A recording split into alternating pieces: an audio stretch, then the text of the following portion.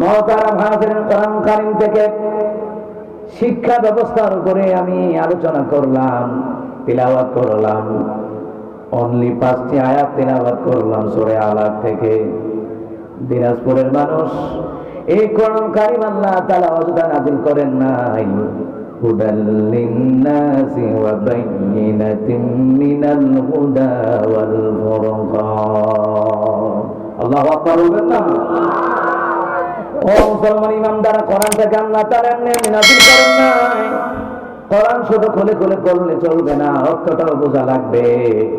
কোরআন কারীম যখন পড়বেন, হাদিসের ব্যাখ্যাগুলি যখন জানবেন, কোরআন কারীমের ব্যাখ্যা হলো মুহাম্মদুর রাসূলুল্লাহ সাল্লাল্লাহু আলাইহি ওয়াসাল্লামের হাদিসের বাণী। মুহতারাম হাজির, আল্লাহ তাআলা কোরআনকে কেন নাযিল করলেন? পড়ার কথা আল্লাহ পাক কেন বললেন? সূরা আলাক 96 নম্বর সূরা, কোরআন কারীমের 114টা সূরার ভিতরে 96 নম্বর সূরার নাম হলো সূরা আলাক। এই সূরা আলাক সর্বপ্রথম নবী আলাইহিস সালামের উপরে ওহী করা হয় হেরা গুহায়। আল্লাহ তাআলা কোরআনটা কেন নাযিল করলেন? এর মূল কারণ আছে। কারণ হলো আল্লাহ তাআলা সূরা ফুরকানের প্রথম নম্বরে আল্লাহ তাআলা বললেন, বিসমিল্লাহির রাহমানির রাহিম, তাবারাকাল্লাযী নাযালাল ফুরকানা আলা আবদিহি লিয়াকুনা লিল আলামিনা নাযীরা। আল্লাহ তাআলা বরকতময় যিনি তার বান্দা মুহাম্মদুর রাসূলুল্লাহ সাল্লাল্লাহু আলাইহি ওয়াসাল্লামের উপরে কোরআন তথা ফুরকান নাযিল করলেন। কেনই বা করলেন? আল্লাহ তাআলা বললেন, এই ফুরকান দিয়ে যাতে গোটা বিশ্ববাসীকে সতর্ক করাইতে পারেন, এই জন্য আমি আল্লাহ তাআলা আমার হাবিবুল্লাহর উপরে ফুরকান নামক গ্রন্থটা, কোরআন নামক গ্রন্থটা আমি আল্লাহ নাযিল করে দিলাম। এই কোরআন দিয়ে সমাজ চালাবেন, কোরআন দিয়ে রাষ্ট্র চালাবেন, কোরআন দিয়ে ব্যক্তি জীবন চালাবেন, পারিবারিক জীবন চালাবেন, সামাজিক জীবন চালাবেন, রাষ্ট্রীয় জীবন চালাবেন। এই কোরআন দিয়ে যদি ব্যক্তি জীবন পরিচালনা করা হয়, সমকামিতার মতন মনোভাব মনের ভিতরে ঢুকবে না। এই কোরআন কারীম যদি সমাজ পরিচালনা করা হয় কোরআন কারীম দিয়া, তাহলে সমাজের ছেলে মেয়েরা সমকামিতার মতো নোংরা কাজের ধারে কাছেও যাবে না। ঠিক কিনা? আওয়াজ দেন, ঠিক কিনা? এই কোরআন কারীম যদি রাষ্ট্র পরিচালনা করা হয়, এই কোরআন কারীম দিয়ে যদি রাষ্ট্র পরিচালনা করা হয়, তাহলে আলেম ওলামারা জেলখানায় থাকবে না, চোর গুন্ডারা জেলখানার ভিতরে থাকবে, আলেম ওলামারা জেলখানার বাহিরে থাকবে। ও মুসলমান, এই জন্য আল্লাহ তার হাবিবকে শিখায়া দিলেন, আল্লাহ তার হাবিবকে জানায়া দিলেন, ব্যক্তি জীবন, পারিবারিক জীবন, সামাজিক জীবন, রাষ্ট্রীয় জীবনে আপনি যেই কথাগুলি আপনি বলবেন কোরআন দিয়ে, মান ক্বালা বিসাদাকা, যে ব্যক্তি কোরআন থেকে কথা বলে সে কখনো মিথ্যে বলে না, সত্য বলে। আল্লাহ তাআলার হাবিব আমার এই কোরআনের কথাগুলি কিন্তু সবাই শুনবে না, তবে মুমিনেরা শুনবে, মুনাফিকরা শুনবে না, মুমিনেরা শুনবে। আল্লাহ তাআলা বললেন, ওয়াযাক্কির ফাইন্না যিকরা তানফাউল মুমিনিন।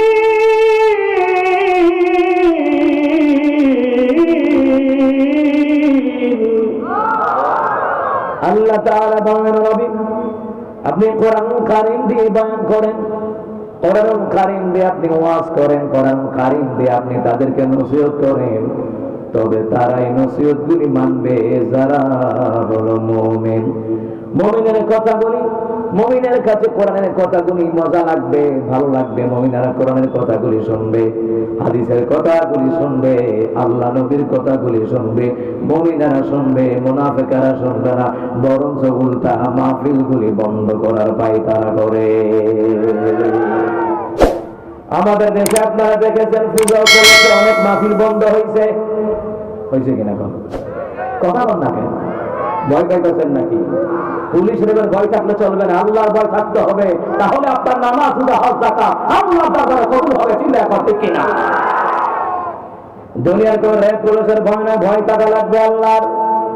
আল্লাহ তোমার এই দুনিয়া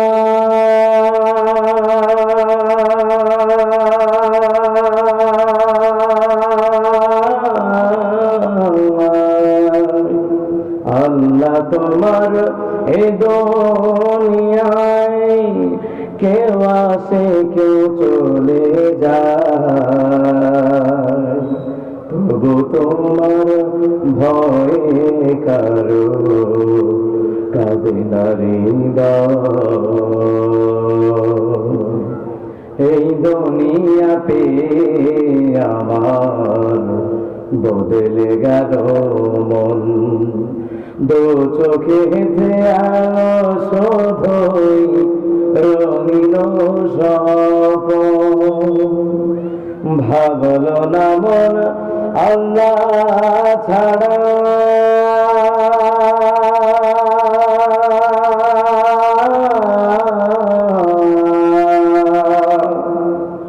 ভাবলো না মন আল্লাহ ছাড়া নেই কোনো উপায়, তবু তোমার ভয়ে কারো কাঁদে না হৃদয়। মহতারাম হায়াত নিবে আল্লাহর ভয় থাকা লাগবে। আল্লাহর ভয় থাকলে হক কথা বলে জেলে যায়, রিমান্ডে যায়, ফাঁসির মঞ্চে যায়, এরপরও জালিমের সামনে তারা মাথা নত করে না, করে না। ও মহতারাম হাজিরিন, আল্লাহ তাআলা নবী আমার কোরআন দিয়ে ওয়াজ করবেন, হাদিস দিয়ে ওয়াজ করবেন, নসিহত করবেন, মুমিনেরা শুনবে, তাহলে বোঝা যায় মুমিনের কাছে মজা লাগবে, মুনাফিকের কাছে মজা লাগবে না। এতক্ষণ ধরে আপনারা আলোচনা করে শুনলেন, অনেক মুহাক্কিক উলামায়ে কেরাম আজকে বয়ান করেছেন, আপনারা মনোযোগ দিয়ে শ্রবণ করেছেন, এতে লাভ কম হইছে না বেশি হইছে? কথা বল নাকি? ইন্নাল্লাহা লা ইয়াযলিমু মিসকালা যাররা ওয়া ইন তাকু হাসানাতান ইউদাইফাহা ওয়া ইউতি মিন লাদুনহু আজরান আযীমা। আল্লাহ তাআলা আমি কোন বান্দার উপর জুলুম করি না। আল্লাহু আকবার বলেন। আল্লাহ বলেন নিশ্চয় আমি আল্লাহ তাআলা কোন বান্দার উপর জুলুম করি না। যদি বান্দা নেক আমল করে, নেক কাজ করে, আমি আল্লাহ তাআলা দ্বিগুণ সওয়াব আমি আল্লাহ তাদের আমলনামায় দান করে দেই। জোরে বলেন সুবহানাল্লাহ।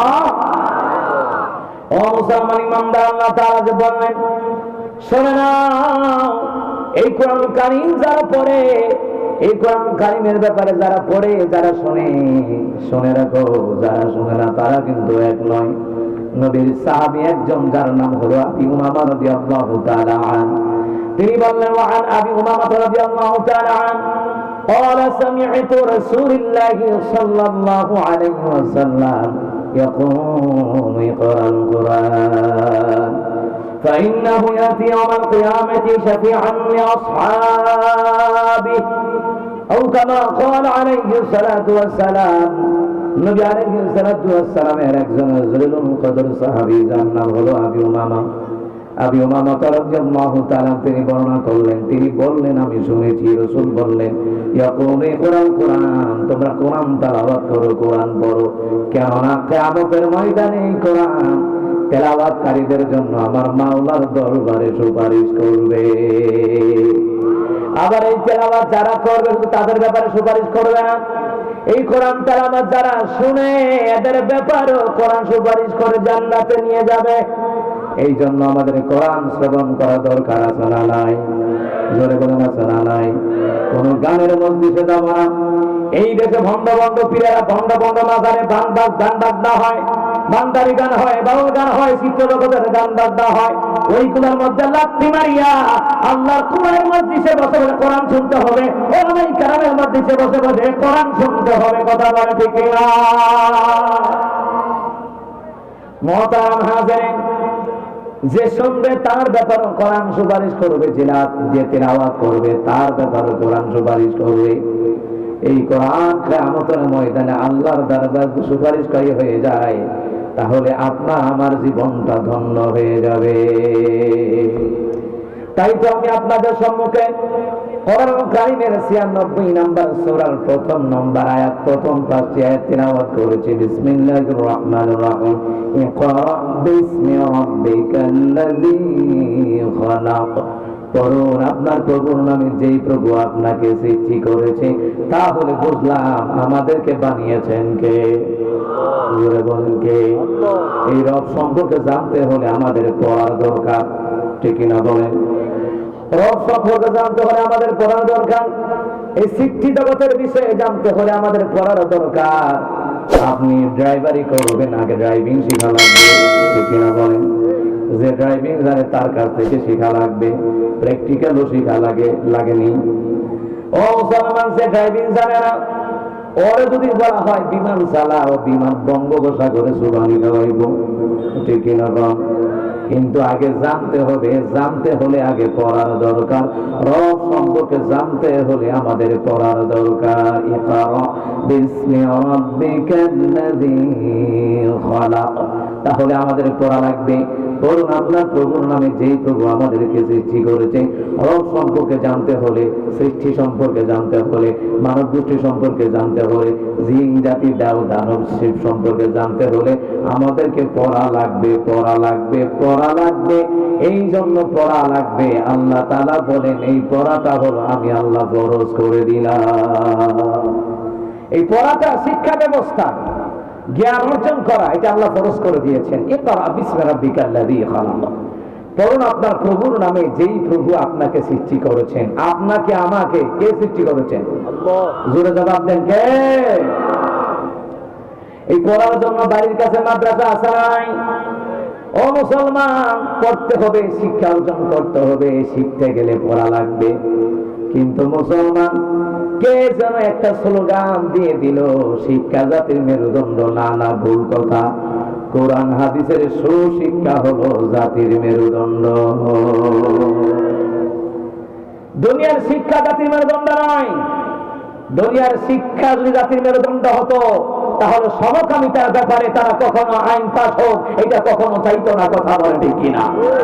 শরীফ শরীফা, শরীফ থেকে শরীফা হয়ে যায়, এটা কখন তাদের জবান থেকে বের হতো না। ওদের চাইতে কুকুর রক্ত ভালো আছে, কুকুর তার রক্ত চিনে। কথা বলে ঠিক কিনা?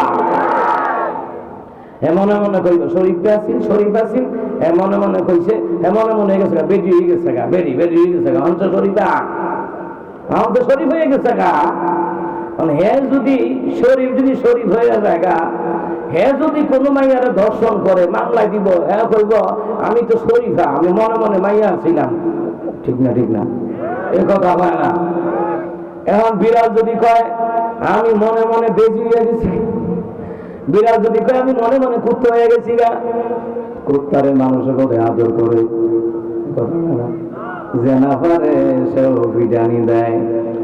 যারা দাবি করে যে শরীফ থেকে শরীফা, মনে মনে হয়ে গেছি গা, হ্যাঁ শরীফ থেকে শরীফা, তাহলে একটা কাজ কর, তোরা কুত্তা হয়ে যাই গা, আর আমরা মানুষে এত করে পিটানো শুরু করি। কথা বানা, কথা বানা। এই প্রফেসর আসিফ, সে প্রতিবাদ করার কারণে তার চাকরি থেকে বরখাস্ত করে দিয়েছে। হ্যাঁ হ্যাঁ, চাকরি থেকে বরখাস্ত করে দিয়েছে। ওই লোকটা চাকরি হারালেন সমকামিতার বিরুদ্ধে কথা বইলা।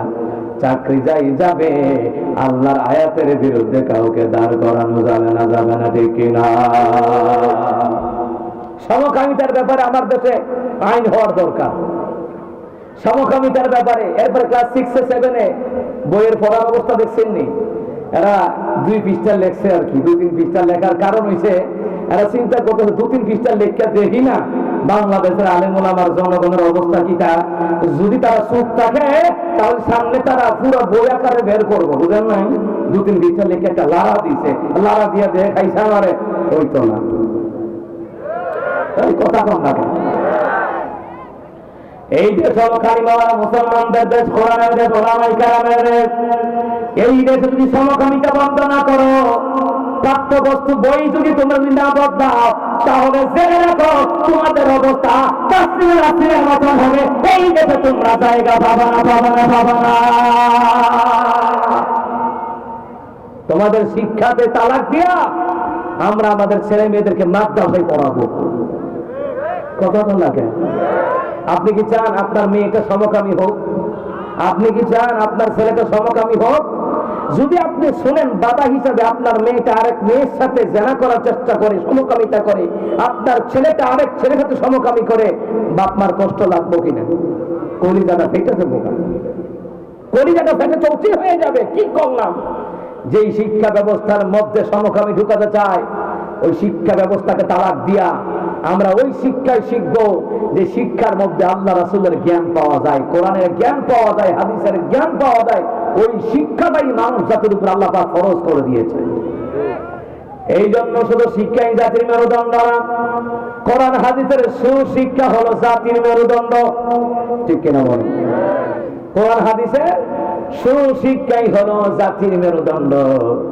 এই জন্য মুসলমান ইমানদারেরা কোরআন হাদিসের সুশিক্ষা হলো একটা সুগঠিত মানুষ বানাইতে গেলে, সুগঠিত একজন মানুষ, আপনার ছেলে মেয়েকে মানুষের মতন মানুষ বানাতে হলে কোরআন হাদিসের শিক্ষার বিকল্প আর কোন পৃথিবীর জমিনে শিক্ষা নাই। এটা আমার কথা না, রাহমাতুল লিল আলামিনের কথা। وقال النبي صلى الله عليه وسلم طلب العلم فريدة على كل مسلم ومسلمة رواه البيهقي। বাইহাকি শরীফের বর্ণনায় নবী আলাইহিস সালাম বললেন, প্রত্যেক মুসলমান নরের উপরে কোরআন এবং হাদিস শিক্ষা, ইলমে দ্বীন শিক্ষা ফরজ করে দিলেন কে? ইলমে দ্বীন যে শিক্ষা ফরজ করে দিয়েছেন, জানছি কেমনে কোন? তো পরে পরে জেনেছি। ওলামায়ে কেরাম কোরআন হাদিস পরে পরে জেনেছেন। যেমন সুদ খাওয়া হারাম, ঘুষ খাওয়া হারাম, দুর্নীতি করা হারাম, আলেমদের বিরুদ্ধে আল্লাহর বিরুদ্ধে মিথ্যা হামলা মামলা দেওয়া হারাম, ওয়াদা খেলাপ করা হারাম। ও মুসলমান ইমানদাররা, নাস্তিকবাদী মতবাদ মেনে নেওয়া হারাম। ট্রান্সজেন্ডার যেইগুলা হচ্ছে আপনার এই দেশের জমিনে সমকামিতার যেই অবস্থাগুলি হচ্ছে, আউট অফ কান্ট্রি, আমেরিকা বলেন, লন্ডন বলেন, বিভিন্ন রাষ্ট্রগুলোতে সমকামী হয় শতকরা 40%। পুরুষে পুরুষে সমকামী হয়। পুরুষে পুরুষে সমকামী হইলে এবার আপনারা বুঝেন তো, পুরুষে পুরুষে সমকামী হয়, আর আপনারা যদি বলেন এটা তো বিদেশে হচ্ছে, এটা তো ইউনিভার্সিটিতে হচ্ছে, এটা তো গ্রামে অঞ্চলে হচ্ছে না, হুজুর এটা বলে লাভ কি? লাভ আছে। গ্রামে আসতে কতক্ষণ? কথা বল না কেন? গ্রামে আসতে কতক্ষণ? আপনার ছেলে মেয়ের ভবিষ্যৎ তিলে তিলে নষ্ট করে দিচ্ছে। এই জন্য সন্তানকে কোরআন শিখান, কোরআন শিখান, হাদিস শিখান, সন্তানদেরকে মাদ্রাসায় পড়ান, ইলমে দ্বীন শিখানোর পরে সে স্কুল কলেজে যাবে, অন্তত পক্ষে সে নাস্তিক হবে না, সমকামী হবে না, ব্যভিচারী হবে না। কথা বলেন ঠিক না? আগে কোরআন হাদিসের সুশিক্ষায় শিক্ষিত করতে হবে। মুহতারাম হাজিরিন, এই শিক্ষার ব্যাপারে জ্ঞান না থাকলে ওরা আমাদেরকে পশু বানাতে চায়। এই দেশের ভাগ্যিস হক্কানে ওলামায়ে কেরাম আছেন, তারা প্রতিবাদ করেন, হক্কানে পীর মাশায়েখ আছেন, প্রতিবাদ করেন। এই জন্য তো তারা মাথা ছাড়া দিয়ে উঠতে পারে না, না হয় অনেক আগেই তারা সমকামিতাকে তারা বৈধ করে দিত, অনেক আগেই দিত। মাঝে মধ্যে একটু লাড়া ছাড়া দেয়, আমরা কি দেশে আসি না, আমরা কি ঘুমাইতেছি না, সজাগ আছে, একটু লাড়া ছাড়া দেয়, 2 পৃষ্ঠা লিখে একটু লাড়া ছাড়া দিছে। চিন্তা করেন, লাড়া ছাড়া না দিলে, যদি আমরা লাড়া ছাড়া না দিতাম, আমাদের ওলামায়ে কেরাম সহ আরো যারা আছে আমরা যদি চুপ থাকতাম, তখন চিন্তা করলে যাক 2 পৃষ্ঠা লিখছি, সবাই ঘুমাই রয়েছে, এখন পুরাটা লেখ, তখন 80 পৃষ্ঠা, 150 পৃষ্ঠা, 200 পৃষ্ঠার সমকামিতার বই লেখা শুরু হয়ে যাবে। কথা মুসলমান ইমানদাররা, সমকামিতার বিরুদ্ধে আবু বকর রাদিয়াল্লাহু তাআলা হলো জামানায় সমকামিতার বিরুদ্ধে আইন পাস হয়ে গেল। নবী আলাইহিস সালাম বললেন, যারা সমকামী করে এটা মানুষও নয়, পশুও নয়। আবু বকর বললেন, আবু বকর রাদিয়াল্লাহু তাআলা আনহুর কাছে একজন লোক আসিয়া বললেন, ইয়া আবা বকর রাদিয়াল্লাহু তাআলা, একটা ছেলে যারা সমকামী করেছে। আবু বকর বললেন, দুইটাকে হাজির করা হলো। হাজির করার পর আবু বকর বললেন, আমার নবী সাল্লাল্লাহু আলাইহি সাল্লামের জীবদ্দশায় সমকামীর বিচার আমি চোখে দেখি নাই, তবে কোরআন সুন্নাহ এটার নিষেধাজ্ঞা আছে, মাসলা মাসাইল আছে, কিন্তু আমার কাছে নিয়ে আসলা। আমি তো রাসূলের যদি দেখে দেখে বিচার শিখতাম, সমকামিতার বিচার কেমনে করে, তাহলে আমি আবু বকর বিচার কার্য চালিয়ে যেতাম। কি করা যায়? তাহলে আমার ভাই আলীকে ডাক দাও। আলীকে কেন? আলী রাদিয়াল্লাহু তাআলা আনহুর ব্যাপারে নবী আলাইহিস সালাম বলেন, আলা মাদিনাতুল ইলম ওয়া আলিয়ুন বাবুহা। রহমতের নবী বললেন, মদিনার ইলমের শহর হলাম আমি রাসূল, ইলমে দ্বীনের শহর হলাম আমি রাসূল। আর সেই ইলমে দ্বীনের শহরে ঢুকতে গেলে প্রধান দরজা হলো আমার আলী। যাও আলীকে নিয়ে আসো, দেখি আমার ভাই আলী কি বুদ্ধি দেয়। আলী রাদিয়াল্লাহু তাআলা আনহুকে আনা হলো, আলী বুদ্ধি দাও, তোমাকে নবী আলাইহিস সালাম ইলমের শহরের প্রধান দরজা বলেছেন আলী। আলী রাদিয়াল্লাহু তাআলা আনহু বললেন, কি ব্যাপার, কি বিচার? বলে পুরুষে পুরুষের সমকামী করেছে, তাই নাকি? বলে হ্যাঁ। তাহলে শোনো শোনো, পুরুষে পুরুষের সমকামীর বিচার হলো তাকে আগুনে পুড়িয়ে হত্যা করে দাও, আগুনে পুড়িয়ে হত্যা করো। কিন্তু শরীয়তের মাসালা হলো কাউকে আগুনে পোড়ানো যায় না, কোন মানুষকে আগুনে পোড়ানো যায় না, কোন পশু পাখিকে আগুনে পোড়ানো যায় না। কিন্তু আলী রাদিয়াল্লাহু তাআলা আনহুর ব্যাপারে কথা হলো, তিনি বলছেন যে আগুনে পোড়ানো যায় না, এটার বিষয় হচ্ছে আগুনে পোড়ানো যায় না, তবে হ্যাঁ পুরুষ পুরুষের সমকামী করে থাকলে এটা মানুষও না পশুও না, এটার আগুনে পোড়ে লাভ। কিতাবের মধ্যে আসছে আবু বকর রাদিয়াল্লাহু তাআলা আনহু দুইজন পুরুষ সমকামীকে সামনে হাজির করলেন, মাঠে ময়দানে অনেকের উপস্থিতিতে আগুনে পুড়িয়ে সেই দুইজন পুরুষকে দুনিয়া থেকে বিদায় করে দেওয়া হয়েছে। মুসলমান, এই শাস্তি যদি বাস্তবায়িত হয়, কোন মেয়ে মেয়ে সমকামিতায় লিপ্ত হবে না, কোন ছেলে ছেলে সমকামিতায় লিপ্ত হবে না। আর জিনার বিচার যদি মৃত্যুদণ্ড দেওয়া হয়, বিবাহিত নারী বিবাহিত পুরুষ তাদের ব্যাপারে যদি মৃত্যুদণ্ড দেওয়া হয়, ভবিষ্যতে কোন নারী পুরুষ পরকীয়া করতে পারবে না। কথা বলে ঠিক কিনা? চোরের বিচার যদি করা হয় বাইতুল মুকাররমে, ফাকাতাউ আইদিয়াহুমা, চোরের যদি উভয় হাত কেটে দেওয়া হয়, এই দেশে চুরি হবে তো দূরের কথা, বিদেশে টাকা পাচার হবে তো দূরের কথা, দোকান থেকে 1 টাকা দামে একটা চকলেটও কখনো চুরি হবে না। সম্মানিত মুহতারাম হাজিরিন, উগান্ডা একটা রাষ্ট্র, আমরা কথায় কথায় এদেরকে কত ক্রিটিসাইজ করি, উগান্ডা বানাদের মতরে মাইরা, ঠিক না? অনেকে কথায় কথায় আমাদের কুমিল্লা ব্রাহ্মণের ভাষা আর কি, হেয়া মানু বরিশাল্লা ভাষা, হেয়া মানু তুই মোল্লাকে যাটা লাগছে বস, হেয়া তোর ভিডিও উগান্ডা ভাটাই দেব বস, বলেছে না উগান্ডা। উগান্ডা একটা রাষ্ট্রকে নিয়ে আমরা কত কিছু বলি, আমাদের দেশের মানুষেরা বলে, কেউ কেউ বলে আর কি উগান্ডা। সেই উগান্ডার সমকামিতার আইন কি জানেন? সেই উগান্ডার সমকামিতার আইন হলো নাম্বার 1 মৃত্যুদণ্ড দেওয়া, দ্বিতীয় নাম্বার যাবজ্জীবন কারাদণ্ড। এবার বুঝেন আমার দেশে এই আইনটা হওয়ার দরকার। কথা বল না কেন? না হয় দেশ ও জাতি ধ্বংসের দিকে যাবে। লূত আলাইহিস সালামের কওমদেরকে যেমন সমকামিতার কারণে ধ্বংস করে দিয়েছে, এই দেশে যদি সমকামিতার আইন বাস্তবায়িত হয়, তাহলে এই দেশের বাস্তবায়িত হবে না। কথা বলে ঠিক কিনা? আমরা যদি প্রতিবাদ না করি তো আমাদের উপর ওই গজবটা আসবে। কথা বলে ঠিক কিনা? ওলামায়ে কেরাম যদি প্রতিবাদ না করেন, 16 কোটি জনগণ যদি প্রতিবাদ না করেন, আপনারা যদি বসে থাকেন শুধু ওলামায়ে কেরাম প্রতিবাদ করবে আর আপনারা বসে থাকবেন না, ওলামায়ে কেরামের সাথে সাথে এই দেশের তাওহীদি জনতাকেও প্রতিবাদ করা লাগবে। প্রতিবাদ করা ফরজ, জালিমদের বিরুদ্ধে প্রতিবাদ করা ফরজ, নাস্তিকদের বিরুদ্ধে প্রতিবাদ করা ফরজ। কথা বল না কেন? সম্মানিত মুহতারাম হাজিরিন, এই জন্য আমার বাবারা, আমার ভাইয়ারা, এই রাষ্ট্রপ্রধান যদি এই পৃথিবীর জমিনের রাজা বাদশারা যদি ইকরা বিসমি রাব্বিকাল্লাযী খালাক, বলুন আপনার প্রভুর নামে যেই প্রভু সৃষ্টি করেছে, এই রব সম্পর্কে যদি তারা জানতো, তাহলে কোরআন দিয়ে দিয়ে বিচার কার্য করা হতো, কোরআন দিয়ে দেশ চলতো, কোরআনের ব্যবস্থা অনুযায়ী তারা শিক্ষা ব্যবস্থা চালু করে দিত। ঠিক কিনা? শিক্ষার ব্যাপার এখন কি দুর্গতি, ডিম ভাজা কেমনে হেয়াও বলে শিখতে হইবে ডিম ভাজি, আমরা ঘুমাই কেমনে হেয়াও নাকি শিখতে হইবে ঘুমাই কেমনে। জন্মের ঘরে আর ঘুমাইছি না, জন্মের ঘরে এক একটা বাচ্চা 18 ঘন্টা ঘুমায়। কথা বল না কেন? এগুলো শিখার বিষয়। শিক্ষা ব্যবস্থার মধ্যে দুর্নীতি ঢোকার কারণ হয়েছে যাদের নাই শিক্ষার জ্ঞান এরা হয়েছে শিক্ষামন্ত্রী, যাদের নাই ধর্মের জ্ঞান এরা হয়েছে ধর্মমন্ত্রী। এই জন্য শিক্ষা ধর্মের বারোটা বাজায় দিয়েছে। কথা বলে ঠিক না? শিক্ষার জ্ঞান নাই তো। আমার মতে শিক্ষা ব্যবস্থা চালু করা হোক উলামায়ে কেরামের পরামর্শে। আমার দেশে শীর্ষস্থানীয় তো বড় বড় উলামায়ে কেরাম আছে, তাদের থেকে যদি একজনকে শিক্ষা মন্ত্রী নিয়োগ দেওয়া হয়, আরেকজনকে ধর্মমন্ত্রী নিয়োগ দেওয়া হয়, তাহলে শিক্ষা এবং ধর্মের মধ্যে কখনো নাস্তিকবাদী মতবাদ আর সমকামিতার মতবাদ ঢুকবে না। ডিম বাজা ঢুকতো না, সাইকেল চালানিও ঢুকতো না, ব্যাঙ্গেটাকে ভেন্টলেও ঢুকতো না। কথা বল না, যে যেটার উপযুক্ত ওইটা দেওয়ার দরকার। এই মুসলমান সুলকান উঠছে ঘর হে হাতায় কমর হইতো না। এই জন্য শিক্ষা ব্যবস্থার ক্ষেত্রে সচেতন হওয়ার দরকার আছে না নাই?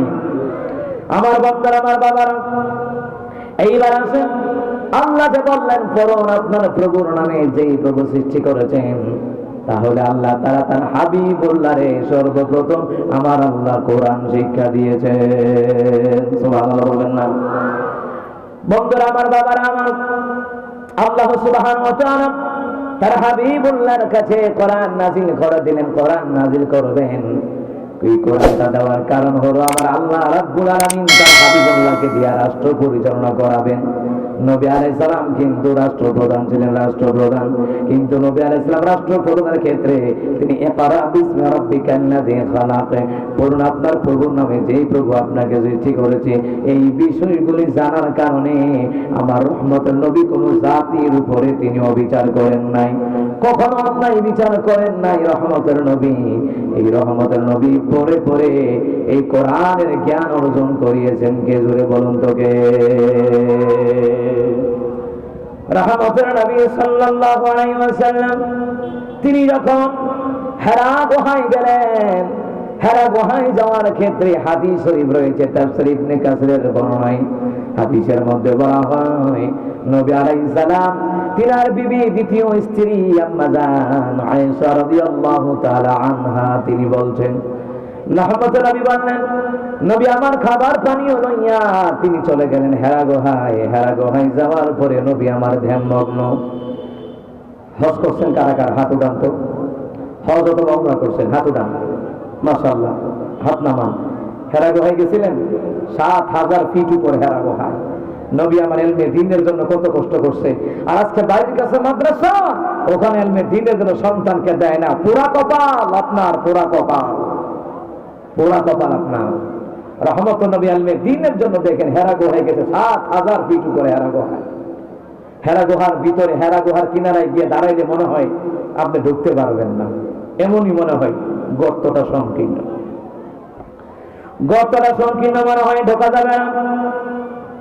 কিতাবের মধ্যে বলা হয় নবী আলাইহিস সালাম যখন হেরা গুহার মধ্যে ঢুকলেন, ওই গুহাটা যেমন আছে এখনো তেমনই আছে। কিন্তু নবী আলাইহিস সালাম গুহার ভিতরে ঢোকার কারণে গুহার ভিতরটাকে রহমত দিয়ে পরিপূর্ণ করে দিলেন। কে? এই হেরা গুহায় আমি যখন গেলাম, হেরা গুহার মুখের কিনারে দাঁড়ায় চিন্তা করি, ঢুকতে তো পারতাম না, স্বাস্থ্য আরো ছিল। একজন পিছন থেকে বলে, হুজুর ঢুকেন। বিসমিল্লাহ করে ডান পাও দিয়ে ঢুকলাম। ঢুকার পরে দেখি অটোমেটিক ঢুকে গেলাম, কোনো সমস্যা হয় নাই। এটা কেন বলেন তো? এটা হচ্ছে রহমতুল নবী সাল্লাল্লাহু আলাইহি ওয়াসাল্লামের কদম মোবারকের বরকত। জোরে কোন আল্লাহু আকবার। আমার মনে পড়ে গেল রে, রহমতুল নবী তায়েফের জমিনে যায়, ওদের জমিনে যায়, আরবের মরুভূমির প্রান্তরে দিদি যখন আমার নবী যাইত, কখনো রে পায়ের তলায় ইটের কণা, পাথরের কণা, বালি কণা পড়ত। আপনি আমি যদি খালি পায়ে হাঁটি রে, ইটের উপর দিয়ে যদি হাঁটি, সূর্যের উপর দিয়ে যদি হাঁটি, মুসলমান ইমানদাররা পায়ের মধ্যে, পায়ের তলার মধ্যে আঘাত পাওয়া যায়, পায়ের তলার মধ্যে ব্যথা পাওয়া যায়। মুসলমান রে, রহমতের নবী সাল্লাল্লাহু আলাইহি ওয়াসাল্লামের পায়ের তলার মধ্যে যখন ইটের কণা, বালি কণা, পাথরের কণা পড়ত রে, এই ইটের কণা, বালি কণা গুলি রে তুলার চাইতে নরম হয়ে যেত। এইটা হলো রে রহমতের নবীর বরকত। জোরে বলেন সুবহানাল্লাহ। এটা রহমতুল নবীর কদম মুবারকের বরকতের কারণে। গুহার ভিতরে ঢুকিয়া তাকায় দেখি রে আমার সাইয়া মোড়া মোড়া খালা খালা 6 ফিট 6.5 ফিট লম্বা লম্বা মোড়া মোড়া আমার 3টা রহমা। আমি কি আল্লাহ এটি ঢুকলো কেমনে? আমি চিন্তা করি আমি ঢুকবো কেমনে, এইটি ঢুকলো কেমনে? তখন তো আমার আবার মনে পড়ে গেল রহমতুল নবীর কদম মুবারকের কথা। রাসূল যেখানেই যেতেন বরকত হয়ে যেত। সুবহানাল্লাহ বলতেন না? শাম সিরিয়া যাওয়ার কালে নবী আলাইহিস সালাম একটা মরা গাছের নিচে রহমতুল নবী বসছিলেন। কিছুক্ষণ পরেই দেখে বহেরা পাদ্রীরা আরো যারা আছে খ্রিস্টান পাদ্রীরা এরা দেখলো কি রে মরা গাছে পাতা খুললো, মরা গাছের মধ্যে ডালপালা হয়ে গেল, আবার ফলমূল ধরে গেল। কে রে এই গাছটা মরা ছিল, কে বসছে? বলছে একটা বালক বসছিল। কে? একটা বালক আবু তালেবের সাথে আসছিল। আরে এটা তো ওই বালক, যেই বালক হলো জানো জানো সে জামানা তিনি শ্রেষ্ঠ পয়গম্বর হবে। সুবহানাল্লাহ। তাওরাত জবর ইনজিলের মধ্যে লেখা আছে তিনি যেখানে বসবেন ওই জায়গাটা বরকতপূর্ণ হয়ে যাবে। উনি যদি মরা গাছের নিচে বসে ওই মরা গাছ জান্দা হয়ে যাবে। আল্লাহু আকবার বলেন না? ওই রহমতের নবী হেরা গুহায় গেলেন। হেরা গুহায় যাওয়ার পরে ব্যামগ্ন হয়ে গেল আমার নবী। নবী আমার ডেকে বলেন আয়েশা রে। আমাদের আয়েশার কাছে নবী আলাইহিস সালাম বলছেন, এই জন্য আমাদের আয়েশা এই হাদিসটাকে রওয়ায়াত করেছেন তাফসীর ইবনে কাসিরের মধ্যে এসেছে। নবী আমার ডেকে বলেন আয়েশা, আয়েশা রে গুহার ভিতরে যাওয়ার পরে ব্যামগ্ন হয়ে দেখলাম হঠাৎ করে দেখি রে কে যেন রে হঠাৎ করে অনুভব করতে লাগলাম আমার বুকের সাথে বুক লাগাইয়া এমন জোরে চাপ দিল রে আর বলল রে ইকরা বিসমি রাব্বিকাল্লাযী খালাক খালাকাল ইনসানা মিন আলাক ইকরা ওয়া রাব্বুকাল আকরামুল্লাযী আল্লামা বিল কলম আল্লামাল ইনসানা মা লাম ইয়ালাম। রহমতুল নবী সাল্লাল্লাহু আলাইহি ওয়াসাল্লামের কে চাপ দিয়া এই 5টা বাক্য নবী আমার ডেকে বলেন আমার মৃত্যুর উপক্রম হয়ে গেল গা। আমার বুকের সাথে বুক লাগাইয়া চাপ দেওয়ার কারণে আমার বড় কষ্ট হয়ে গেল। এইভাবে একবার দুইবার নয় 3বার আমাকে চাপ দেওয়া হয়েছে। নবী আমার দেখি বলে রে আমি হেরা গুহা থেকে কাঁপতে কাঁপতে রে আমি 7000 ফুট নিচের মধ্যে আবার নামলাম। কিতাবের মধ্যে বলা হয় রহমতুল নবী আলামিনের জন্য ইলমের ওহীর জন্য 7000 ফিট উপরে হেরা গুহার উপরে উঠলেন রে। ওই সময় কোনো সিঁড়ি ছিল না। বর্তমানে গেলে দেখা যায় কিছু রেলিং দিয়ে দিয়েছে সৌদি সরকার, কিছু কিছু রাস্তা করে আজরাইলের সাথে মোলাকাত হয়ে যাবে। কিন্তু ওই জামানায় সিঁড়ি ছিল না, পাথরের উপরে পাথর। আমার রাসূল না জানি রে কত কষ্ট করে হেরা গুহায় গেলেন, কত কষ্ট করে যে রহমতুল নবী গেলেন। নবী আমার নামিয়া তিনি বলছেন, নবী বলছেন আমি আয়েশা রে আমি নামলাম। নামার পরে কাঁপতে কাঁপতে রে আমি আমার খাদিজারে বললাম খাদিজা রে জোরে ধরো না, আঁকড়ে ধরো না। খাদিজা রে আমি বোধহয় আর বাঁচবো না। আমাদের খাদিজা কেমন খাদিজা? আমাদের খাদিজা রাদিয়াল্লাহু তাআলা আনহা তিনি বলেন নবী গো কে বলেছে আপনি বাঁচবেন না? আপনি তো মানবতার নবী, দুনিয়ার কারো আপনি ক্ষতি করেন না, কারো উপর অবিচার করেন না, কারো উপর নির্যাতন করেন না। রহমতের নবী গো, ও নবী গো নবী এ রাসূলুল্লাহ হাবিবাল্লাহ আপনি তো মানবতার নবী, আপনার উপর কোনো জিন আপনার উপর আক্রান্ত করতে পারে না। নবী গো ঘাবড়ায়েন না, আমি খাদিজা আপনার সাপোর্টে আছি। নবী গো আমার খাদিজা, আমি খাদিজার জীবন যেতে পারে আপনি রাসূলুল্লাহর সঙ্গী হিসেবে আছি গো, মরণ পর্যন্ত আমি আপনার ছেড়ে যাব না। আর আমার দেশের খাদিজার খবর কি? বিউটি পার্লারও যায়, বেপরদায় মার্কেটে যায়, বাজাইরা থাকে শুধু আজাইরা। কথা বল না কেন? জোরে কর না কেন? আমার দেশের খাদিজা আর রাসূল সাল্লাল্লাহু আলাইহি সাল্লামের প্রথম বিবি আম্মাজান খাদিজা ও খাদিজা। আম্মাজান খাদিজা স্বামীর সাপোর্ট দিতেন, স্বামীর বিপদে আপদে সাপোর্ট দিতেন। আর আমাদের দেশের খাদিজার খবর কি? বিপদ দেখলে জামাইরে সাইডা দিয়ে হিজরত করে জায়গা আরেকজনের লোকে কথা বানা দিয়ে। দেখেন না সোশ্যাল মিডিয়াতে কি অবস্থা, কি অবস্থা দেখেন। নবী বললেন যারা দাস দাসীকে ভাগায়া দেয়, বিবিকে ভাগা দেয়, কিংবা যারা স্বামীর ঘরে থাইকা চলে যায়, শোনা রাখবেন নবী আলাইহিস সালাম বলেন এরা আমাদের দলের না। স্বামী বিপদে পড়লে জায়গা। জসিমউদ্দিন রহমানি যে মুক্তি পাইল শুনছেন না, ওনার বিবি টিবি কেউ নাই, উনি জেলখানায় এতটি বছর ছিলেন, বউ ভাগছে। বোঝা যায় আম্মাজান খাদিজা ও খাদিজা আর আমার দেশের খাদিজার কি অবস্থা। বিপদ দেখলে ভালোবাসা জানালাটা ফলায়, কথা কন না খেয়ে। নবী আমার ডেকে বলেন খাদিজা রে, আম্মাজান খাদিজা বলেন নবী গো চিন্তা করবেন না, এ নবী আমার একটা স্বাস্থ্য ভাই আছে, ওয়ারাকা বিন নাফিল, তাওরাতের হাফেজ, জবরের হাফেজ, ইনজিলের হাফেজ। নবী গো তার কাছে নিয়ে যাব, বিষয়টা তারে জানাই, যেহেতু তার মধ্যে তাওরাত জবর ইনজিলের জ্ঞান আছে। রহমতের নবীকে লইয়া আম্মাজান খাদিজা চলে গেলেন। নেওয়ার পরে রে গিয়ে বলে ওয়ারাকা বিন নাফিল আমার স্বামী হেরা গুহায় গিয়েছিল রে খাবার পানিয়ে লইয়া, গুহার ভিতরে কে যেন চাপ দিয়েছে। এ ভাই ওয়ারাকা বিন নাফিল আমার স্বামীর ছিল না, ওখানে কি কি হয়েছিল? ওয়ারাকা বিন নাফিল জিজ্ঞেস করে মুহাম্মদ সাল্লাল্লাহু আলাইহি ওয়াসাল্লাম ওখানে কি কি হয়েছিল? তখন তিনি বললেন আচ্ছা আমার ওখানে হেরা গুহায় যখন আমি ধ্যানমগ্ন হয়ে থাকলাম, হঠাৎ করে কে যেন আমার বুকের সাথে বুকে লাগাইয়া 3 বার চাপ দিছে, কতগুলো বাক্য আমাকে শোনায়া দিছে। তো ওয়ারাকা বিন নাফিল বলেন মুহাম্মদ বাক্যগুলা কি মনে আছে? তিনি বলেন ক্বালা নাআম, হ্যাঁ বাক্যগুলো মনে আছে। কি কি বলেন তো? রহমতুন নবী এক টানে বললেন ইকরা বিসমি রাব্বিকাল্লাযী খালাক, খালাকাল ইনসানা মিন আলাক, ইকরা ওয়া রাব্বুকাল আকরামুল্লাযী আল্লামা বিল কলম, আল্লামাল ইনসানা মা লাম ইয়ালাম। আল্লাহু আকবার বলবেন না?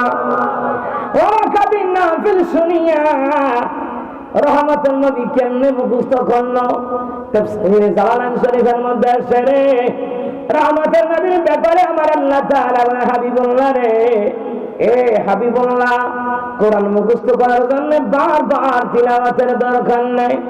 এ হাবিবুল্লাহ জিবরাইল আপনার একবার বলবে আপনি শুনবেন, মুখস্থ করার জন্য বারবার তিলাওয়াতের দরকার নাই। আপনি শোনা মাত্রই আমি আল্লাহ তাআলা কোরআনের বাণীগুলো আপনার সিনার ভিতরে চিরদিনের জন্য আমি আল্লাহ গেঁথে দিব। لو أنزلنا هذا القرآن على جبل لرأيته خاشعا متصدعا من خشية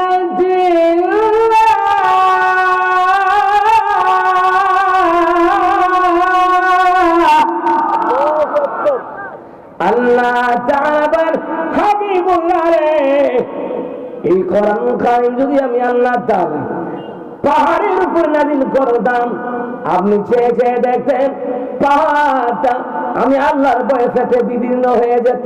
তাহলে বোঝা যায় কোরআন লুট নেওয়ার মতন ক্ষমতা পাহাড়ের নাই, আসমানের নাই, জমিনের নাই। এই কোরআন লুট নেওয়ার মতন ক্ষমতা আল্লাহ তাআলা তার হাবিবুল্লাহর সিনার ভিতরে ঢুকিয়ে দিয়েছে। সুবহানাল্লাহ সুবহানাল্লাহ সুবহানাল্লাহ। ওয়ারাকা বিন নাফিল শুনলেন, শোনার পরে বললেন খাদিজা এটা কোনো জিনভূত না,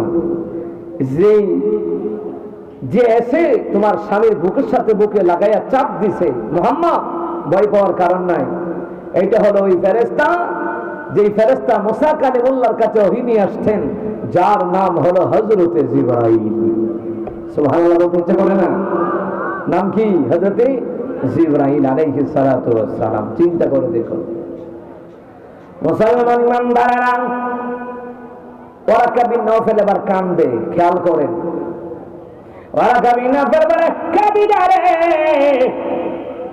এই কে হলো কালামের বাণী, এটা হলো আল্লাহ তাআলার বাণী। এইটার মধ্যে খাদিজা দুনিয়ার কোন মানুষের বানানো গ্রন্থ নয়, দুনিয়ার মানুষের বানানো কোন কবিতা নয়, এটা হলো সরাসরি আল্লাহ পাকের কালামে হাকিমের বাণী।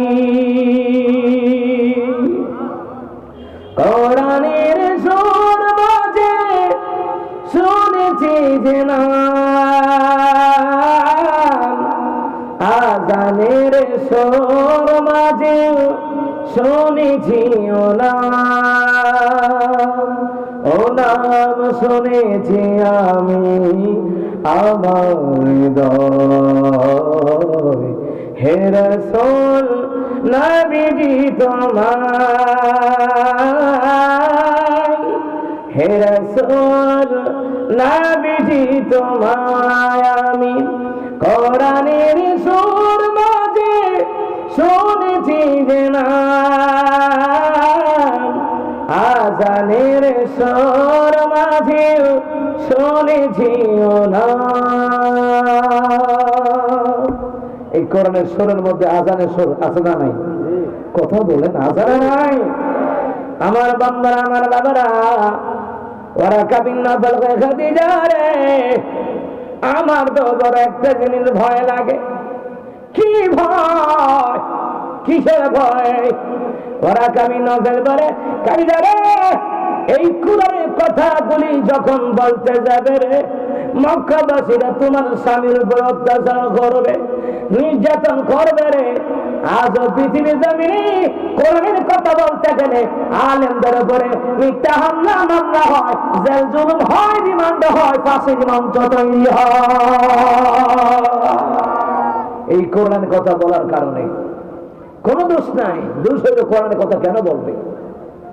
এই দেশে যারা ইসলাম বিদ্বেষী এদের দোষ নাই, যারা নাস্তিক ব্লগার এদের দোষ নাই, সব দোষ হুজুরের। দেশের টাকা হুজুররা পাচারও করে না বিদেশে, তারপর হুজুরের দেশ, তারপর হুজুরের দোষ। দোকানপাটে বইয়া বইয়া হুজুররা দেশটা খাই লিছে, দেশটা খাই লিছে। কোন দিক দিয়ে খাইছে? যারা খাইছে ওরাই এই কথা বলে। কথা বন্ধ কেন?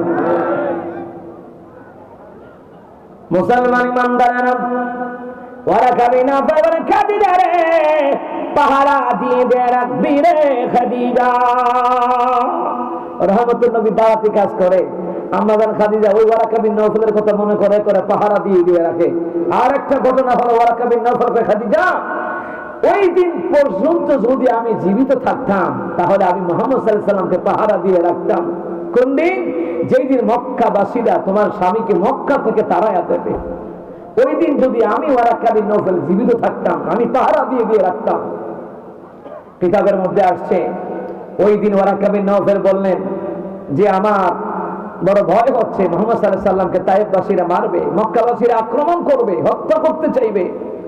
আমি যদি বেঁচে থাকতাম আমি মুহাম্মদ সাল্লাল্লাহু আলাইহি সাল্লামকে পাহারা দিয়ে রাখতাম। এ খাদিজা, আমি তো এখন অন্ধ হয়ে গেছি, আমি মুহাম্মদ সাল্লাল্লাহু আলাইহি সাল্লামকে দেখিও না, কিন্তু তিনি তাওরাতের হাফেজ, জবুরের হাফেজ, ইনজিলের হাফেজ। উনি সেই তাওরাত জবুর ইনজিলের ইলম দিয়া তিনি রিসার্চ করে গবেষণা করে বের করলেন মুহাম্মদকে যে বুকের সাথে বুকে লাগায়া চাপ দিছে, এটা কোনো জিন না, ভূত নয়, এটা কোনো ক্ষতিকারক কোনো জিনিস নয়, এটা আল্লাহর ফেরেশতা জিবরাইল। কারণ তিনার মধ্যে তাওরাত জবুর ইনজিলের জ্ঞান আছে। আল্লাহু আকবার বলবেন না? নবী আলাইহিস সালাতু ওয়াস সালাম কে আমাদের খাদিজা বলেন, নবী গো, জীবন সঙ্গী হয়েছি, কোনদিন ছাড়ব না। ওয়ারাকা বিন নওফল চিন্তা করবেন না, আমি আমার স্বামীরে পাহারা দিয়ে দিয়ে রাখবো। নবী আমার কি করে জানেন? তানবীহুল গাফিল কিতাবের মধ্যে এসেছে নবী আলাইহিস সালাম এবার কোরআনের সবক দেয় সবাইকে। সাহাবীরা এসেছে কোরআনের সবকগুলি শুনে। কিতাবের মধ্যে আসছে আল্লাহর ফেরেশতা জিবরাইল এসে বললেন, নবী গো, আপনার সামনে বসিয়া বসিয়া যারা কোরআনের কথাগুলি শুনে, হাদিসের কথাগুলি শুনে, নবী গো, আল্লাহ তাআলা বলেছেন, আমি জিবরাইলকে জানায়া দিয়েছেন, কোরআন সুন্নাহর আলোচনা শোনার জন্য যারা বসে যায় এদেরকে আমার আল্লাহ রহমতের কোন জায়গা দেয়। আজকে যারা কোরআন সুন্নাহর মজলিসে বসলেন, ও হতে পারে এটা সাদাই কার্পেট না, না, আল্লাহর নবী কয় এটা আল্লাহ পাকের রহমতের কোলের মধ্যে আছে। কত ভাগ্যবান আপনারা, কত ভাগ্যবান যে যুবক ভাইয়েরা এই প্রোগ্রামটার আয়োজন করেছেন। এই যুবকদের ব্যাপারে আল্লাহ কোরআনে আয়াত নাযিল করছে, সুবহানাল্লাহ বলতেন না? যেই যুবকগুলি গানের মঞ্চ করে নাই, নাট্য মঞ্চ করে নাই, কোরআন সুন্নাহর প্রোগ্রামের আয়োজন করেছেন, জান্নাতের বাগান সাজিয়েছেন, এই ব্যাপারে আল্লাহ তাআলা কি কয় শোনেন। وَلْتَكُنْ مِنْكُمْ أُمَّةٌ يَدْعُونَ إِلَى الْخَيْرِ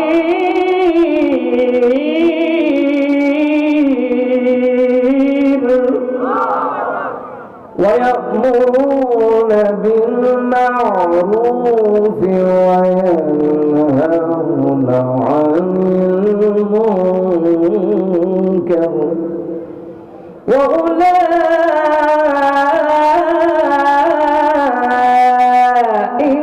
هُمُ الْمُفْلِحُونَ।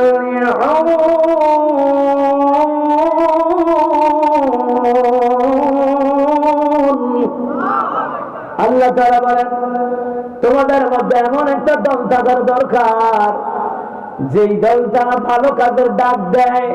সুবহানাল্লাহ বলেন। যে দলটা কিসের ডাক দেয়? যেই দলটা কিসের ডাক দেয়? যেই যুবক যুবতী হোক, বৃদ্ধ বৃদ্ধা হোক, যেই যুবক হোক আর বৃদ্ধ হোক, যেই দলের মানুষগুলি মসজিদ বানানোর কাজে আগায় আসে, মাদ্রাসা বানানোর কাজে আগায় আসে, কোরআন সুন্নাহ প্রোগ্রামের কাজ করার জন্য আগায় আসে, এদেরকে উৎসাহ দিয়া মুরব্বীরা তাদেরকে সামনে সামনে রাখতে হবে। আবু বকরের ভূমিকায় কথা বলতে কি? যদি আপনি বলেন যুবকরা আয়োজন করছে, যুবকেরাই চালাক, আমরা কোনো দায়িত্ব নাই, তো আল্লাহ কিন্তু হাসরের ময়দানে ধরবে। আমার আবু বকর বৃদ্ধ হওয়ার পরও যুবকদেরকে নিয়ে সমাজ পরিচালনা করেছে, আমার রাসূল পরিচালনা করেছে। এই জন্য যারা যে মুরব্বীরা যুবকদেরকে আগলায় রাখে, যুবকদেরকে দিনের পথে, মসজিদের ক্ষেত্রে, মাদ্রাসার ক্ষেত্রে, কোরআন সুন্নাহর প্রোগ্রামের ক্ষেত্রে যারা উৎসাহ উদ্দীপনা দেয়, এরা আবু বকরের ভূমিকা পালন করে। যেরকম সুবহানাল্লাহ। আল্লাহ তোমাদের মধ্যে এমন একটা দল থাকা উচিত যে দলটা ভালো কাজের ডাক দেয়। এই ভালো কাজের দরকার আছে না নাই? জোরে বলেন, আছে না নাই? এই ভালো কাজ যদি যারা করে, নবী কয় আমার সাথে তারা জান্নাতে থাকবে। সুবহানাল্লাহ, আমার নবীর সাথে জান্নাত। আপনার যদি বলা হয় প্রধানমন্ত্রীর লোক আপনি লন্ডনে সফরে যাইবেন, কি খুশি, সারা রাত ঘুমাইতো না, প্রধানমন্ত্রীর লোকে আমি যাবো। আর আল্লাহ মন্ত্রী যদি আল্লাহ পরিচয় নবীর মর্যাদা, ওই রাসূলুল্লাহর সাথে জান্নাতে যাবে তারা। মসজিদের ক্ষেত্রে, মাদ্রাসার ক্ষেত্রে, ইকামত দ্বীনের ক্ষেত্রে, দাওয়াতি তাবলীগী কাজের ক্ষেত্রে, এই কোরআন সুন্নাহর জলসার ক্ষেত্রে যারা দ্বীনী মজলিস তৈরি করে, এদেরকে আমার নবীর সাথে জান্নাতুল ফেরদাউসে ঢুকিয়ে দেওয়া হবে। সুবহানাল্লাহ। এই কাজগুলিতে আঞ্জাম দেওয়ার দরকার আছে না নাই? এরপর আল্লাহ কয় এমন একটা দল থাকার দরকার যেই দলটা ভালো কাজের ডাক দেয়। শোনো শোনো, শুধু ভালো কাজের ডাক দেয় না, ওরা আরো কাজ করে। কি করে? ওয়ায়ামুরুনা বিল মা'রুফি ওয়া ইয়ানহাউনা আনিল মুনকার। তারা সৎ কাজের আদেশ দেওয়া, সৎ কাজে বাধা দেয়। ওই সৎ কাজের আদেশ দেওয়া, সৎ কাজের বাধা দেওয়া শুধু হুজুরের দায়িত্ব না, যে মুসলমান মুসলিম রাজা বাদশাহ হোক, মন্ত্রী বিচারক, তারও দায়িত্ব, প্রধানমন্ত্রীর দায়িত্ব সৎ কাজে আদেশ দেওয়া, অসৎ কাজে বাধা দেওয়া। মুসলমান ইমানদাররা, নবী আলাইহিস সালাম বললেন, যারা সৎ কাজের আদেশ দেয় না, অসৎ কাজে বাধা দেয় না, হক কথা বলে না, তাদের নামাজ আল্লাহর দরবারে কবুল হবে না, হবে না। সমাজে কিন্তু দেখা যায় অসৎ কাজে আঞ্জাম দেয় আর সৎ কাজে বাধা দেয়। ঠিক না বলেন? এই যে বিয়ের অনুষ্ঠানে গান বাজনা আসেনি আপনাদের এলাকায়, গায়ে হলুদের একটা কনসার্ট আসেনি? আল্লাহর কসম করে বলি, ওই বিয়েটা উত্তম নয়। ওই বিয়েটা উত্তম যেই বিয়েতে খরচ আদি কম হয়। ওই বিয়েটা উত্তম যেই বিয়েতে আল্লাহর বিধান, নবীর তরিকায় বিবাহ কার্য সম্পন্ন করা হয়। ওই বিয়েটা উত্তম। আর বর্তমানে বিয়ে শাদীর মধ্যে ঢুল তবলা, গান বাজনা ইত্যাদি, এই অসৎ কাজগুলোর মধ্যে বাধা দিতে হবে। আরে ভাই, আপনি মন্ত্রী হন, বাধা নাই। এমপি হন, বাধা নাই। মেম্বার হন, বাধা নাই। আপনি প্রধানমন্ত্রী হন, বাধা নাই। আপনি নেতা হবেন ওমরের মতন, আবু জাহেলের মতো না। আপনি নেতা হবেন মুসার মতন, ফেরাউনের মতন না। আপনি নেতা হবেন ইব্রাহিম খলিলুল্লাহর মতন, নমরুদের মতো না। কথা বলে ঠিক না? এমন নেতা হওয়ার দরকার। আল্লাহ যে বললেন যে এই দলটা সৎ কাজের আদেশ দেয়, অসৎ কাজে বাধা দেয়, ওয়া উলাইকা হুমুল মুফলিহুন। আল্লাহ তাআলা বলছেন এরাই হবে সফল কাম। সুবহানাল্লাহ বলতেন না? যেই যুবকগুলি দিনের কাজে আগায় আসে, যুবক বৃদ্ধ সবাই মিলে দিনের কাজে আগায় আসেন, যখন মানুষ সমাজের মধ্যে মিল থাকে, একটা প্রোগ্রাম করবে সবাই আগে আসবেন, একটা মসজিদ করা হবে সবাই আগে আসবেন, একটা মাদ্রাসা করা হবে সবাই আগে আসবেন, সবাই যদি শ্রম দেয় এই কাজের মধ্যে বরকত বাড়া দেয় কে? নবী আলাইহিস সালাম মসজিদে নববী বানাইছেন, রাসূল নিজেও শ্রম দিলেন, সাহাবীরাও শ্রম দিয়েছেন। সুবহানাল্লাহ বলবেন না? এরপর মসজিদে কুবা, সর্বপ্রথম নবী আলাইহিস সালাম হিজরত করার পরে মদিনায় যাওয়ার পরে মসজিদে কুবা এটা বানালেন। কিবলাতাইন, আল্লাহু আকবার বলবেন না? দুই কিবলার একটা মসজিদ আছে, ওটাও বানালেন, মসজিদে নববীও বানালেন। এই যে নবী আলাইহিস সালাম সকলকে মিলে যদি যেই কাজ করা হয়, এই সমাজ ও দেশ ও জাতি উন্নত হয়।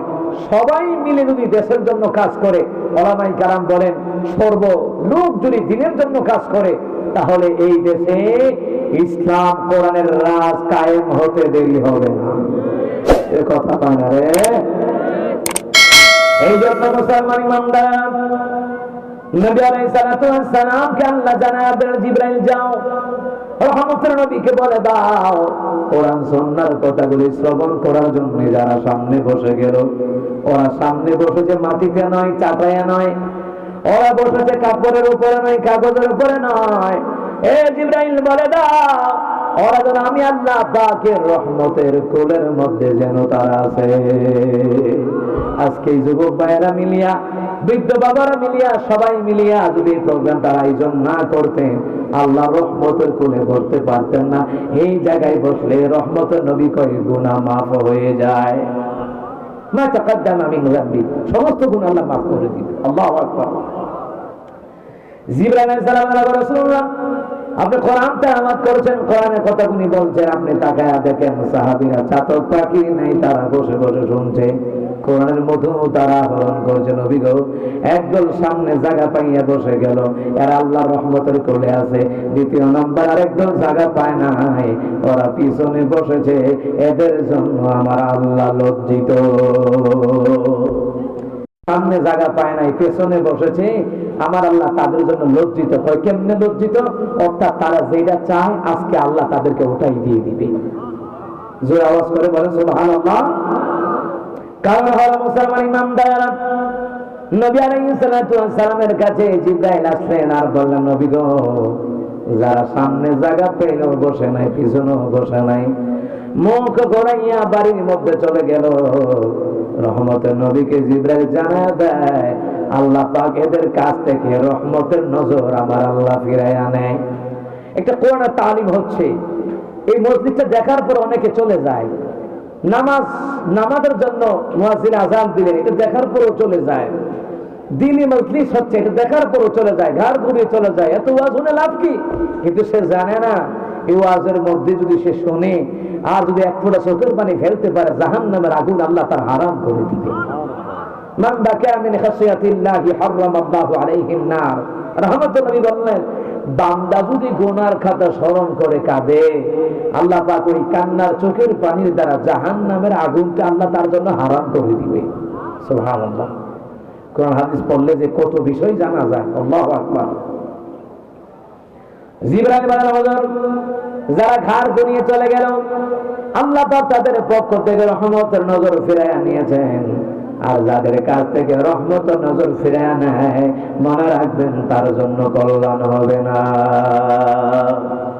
তার জন্য কখনো কল্যাণ হবে না। মুসলমান ইমানদারেরা, নবী আলাইহিস সালাতু ওয়াস সালামের কাছে জিবরাইল আরেকটা কথা বললেন। জিবরাইল এই কথা শুনিয়া নবী আমার কান্দারে, হঠাৎ করে মরাসিয়া দেখলো নবী আমার কান্দে। কেন নবীজি কান্দেন? নবী বলেন, ওরে আমি কান্দি রে, কিছুদিন আগে জিবরাইল আমার কাছে আসছিলেন, আমার দেখিয়া মাথা গরম হয়ে গেল। চিরে আমার নবী কান্দে কেন? রহমত নবী কান্দলে রে সাহাবীদের সহ্য হয় না, আর সে আসিম পর্যন্ত কম্পমান তৈরি হয়ে যায়। রহমত নবী কান্দে রে, আমার কই নবী গো কোন কাফের গালি দিছে নাকি? নবী গো কেউ কোন কঠোর কথা বলেছে নাকি? বলে না। গালি দিছে? কয় না। আপনার উপরে হাত তুলছে? বলে না। কেন গো নবী কান্দেন? আমি ওমর সহ্য করতে পারি না। নবী গো কেন কান্দেন? নবী আমার দেখে বলে, ওমর রে, জিবরাইল আমার কাছে আসছিল। কেন গো, দুঃসংবাদ নাকি? বলে তাও না। তাহলে কাঁদেন কেন? নবী আমার দেখে বলে, জিবরাইল এসে বলে গেল, বৃদ্ধা নারী বৃদ্ধ পুরুষ যদি আল্লাহর দরবারে হাত বাড়ায় রে, আমার আল্লাহ ফিরে দেয় না, আমার আল্লাহর নাকি লজ্জা লাগে। আল্লাহু আকবার। ওমর রাদিয়াল্লাহু তাআলা তিনি কে, হুজুর এটা তো ভালো কথা, আল্লাহ যদি মুরব্বীদের দোয়া ফিরে না দেয় এটা ভালো কথা, বৃদ্ধা নারী বৃদ্ধ পুরুষ যদি দোয়া ফিরে না দেয় এটা তো ভালো কথা। নবী আমার দেখে বলেন, ওমর আমি কাঁদি কেন জানুনি? যে বৃদ্ধা নারীরা বৃদ্ধ পুরুষেরা আল্লাহর দরবারে হাত তুললে আল্লাহ ফিরে দেয় না, লজ্জা বোধ করে রে। এই বৃদ্ধ নারী পুরুষেরা গুনাহ করে, গুনার জন্য তো একবার লজ্জিত হয় না। এই জন্য আমি কাঁদি। গুনাহ ছেলে টাকা বাড়ায়, ভাইয়ে টাকা বাড়ায়, নাতি টাকা বাড়ায়, সন্তান টাকা বাড়ায়, সুদে লাগায়, পাপের সাগরে ডুবে আছে। আছে নিয়ম? টাকা ধার চাইলে দেয় না, আছে নিয়ম? টাকা ধার দিব কেমনে? নিকাললে তেল মজা চাইলে দেয়, আর দিবি হাওলাত। এই জন্য তো সুদের বারটা বাড়ছে। এই কথা বল না কেন? এই জন্য তো সুদের বারটা বাড়ছে। নবী আবার বলেন, ওমর যে আল্লাহ পাক বললেন যে আল্লাহর কাছে হাত তুললে বৃদ্ধা নারী বৃদ্ধ পুরুষের হাত তুলে আল্লাহর ফিরে দিতে লজ্জা হয়, অথচ রে ওই বৃদ্ধা নারী বৃদ্ধ পুরুষ পাপ করে গুনার সাগরে ডুবে আছে, একবার আল্লাহর কাছে লজ্জিত হয় না। কত বৃদ্ধ মানুষ আছে আপনারা না, অনেক জায়গায় দেখা যায় গিয়া গিয়া ঠ্যাং দিয়ে কাবড়ি দিয়ে ঠ্যাংয়ের উপরে ঠ্যাং তুললা ডাইন হাতে বিড়ি খায় আর বাম হাতে চা খায়, খাইয়া খাইয়া পন্ডিতি করে। আর দেখবেন ভান্ডারি গান ভাওয়াল গান ভালো করে দেখতেছে, চিত্র জগতের গানও দেখতেছে। আজকে বিমান দিয়ে আসার পথে দেখি বেড়া বেডি মোবাইলের মধ্যে ডান্স দেখে। ডান্স কি দেখে? আকাশপথ বিমান যদি ব্রেক না হয় শেষ। ঠিক না কম? আল্লাহর ভয় নাই। দেখেন, চিন্তা করছেন, পাপের সাগরে ডুবে আছে মানুষ। এই যে যুবক ভাইগুলি, যুবক ভাইদেরকে অনুরোধ করব, প্রোগ্রামের আয়োজন করেছেন আলহামদুলিল্লাহ, তার পাশাপাশি এই মাহফিল যেন সার্থক হয়।